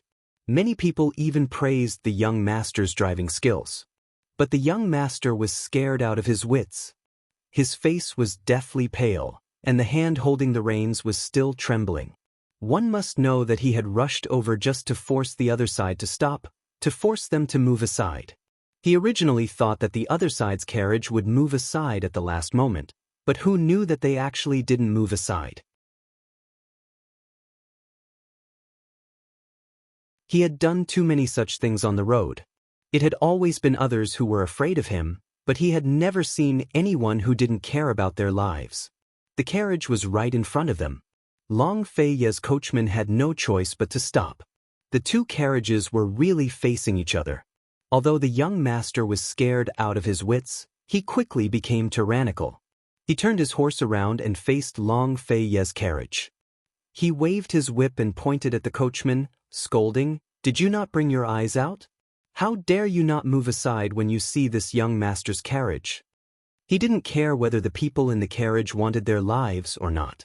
In any case, within South Ning County's sphere of influence, anyone who met him would have to move aside. The consequences of not moving aside were very serious. The surrounding onlookers were frightened and worried for Long Fei Ye's carriage. One must know that this young master was none other than the treasured son of South Ning County's governor, Nangwajun. This guy relied on his father's position as the governor of the county. Since young, he had been tyrannical in South Ning County and was privately called the Crown Prince of South Ning County. There was a saying in South Ning County that one would rather offend the governor than offend the governor's son. In the face of Nangwajun's arrogance, the coachman was calm and collected. "Young master, this one doesn't know you. Please move aside." As expected of one of Long Fei Ye's men. Even if he was just a coachman, his words and actions were calm and very well-mannered. There's actually someone who doesn't know this young master. This must be your first time in South Ning. Nangwajun laughed loudly. "Young master, who you are has nothing to do with this one. My master has important matters to attend to. Please move aside." This was the second time the coachman asked him to move aside. Nangwajun's face was filled with disbelief. He looked at the surrounding crowd and laughed loudly. "Did you hear that? He actually asked this young master to move aside." Everyone laughed foolishly. When Nangwajun had enough of laughing, he raised his chin and coldly looked over. He sternly warned, "Who is in the carriage? Get out immediately or this young master won't be polite." Who knew that the coachman still didn't take it seriously and turned to report, "Master, he won't move aside." Under everyone's watchful eyes, Nangwajun was completely ignored. He was about to flip out when a low and cold voice suddenly came from the carriage and said 2 words, "Push aside." Push aside? What did that mean? Nangwajun and the others didn't understand. The coachman suddenly raised his whip and whipped the white horse. This white horse seemed to have a mind of its own as it stamped its feet and prepared to charge. After the coachman whipped the white horse a second time, it exploded with astonishing strength and charged forward without caring about the things in front of it. The man didn't react, but Nangwajun's horse did. The two horses hurriedly fled to the left and right. Long Fei Ye's white horse charged forward and crashed into the shaft of the carriage with a bang. It actually broke the shaft of the carriage. With the shaft broken, the two horses fled in panic. Nangwajun and the coachman fell to the ground, dumbfounded. Only then did they understand what push aside meant. The surrounding crowd was shocked. Nangwajun was so arrogant and overbearing, so aggressive, but he didn't dare to actually crash into the carriage. He even braked at the last moment. Who knew that the other party would actually crash into them? Even if they didn't care about the horses or the carriage, they still had to care about their lives. Everyone was still stunned when that cold voice came from the carriage for the second time. "Old Lin, why aren't you leaving?" You're tuning in to the Dreamy Chapters YouTube channel.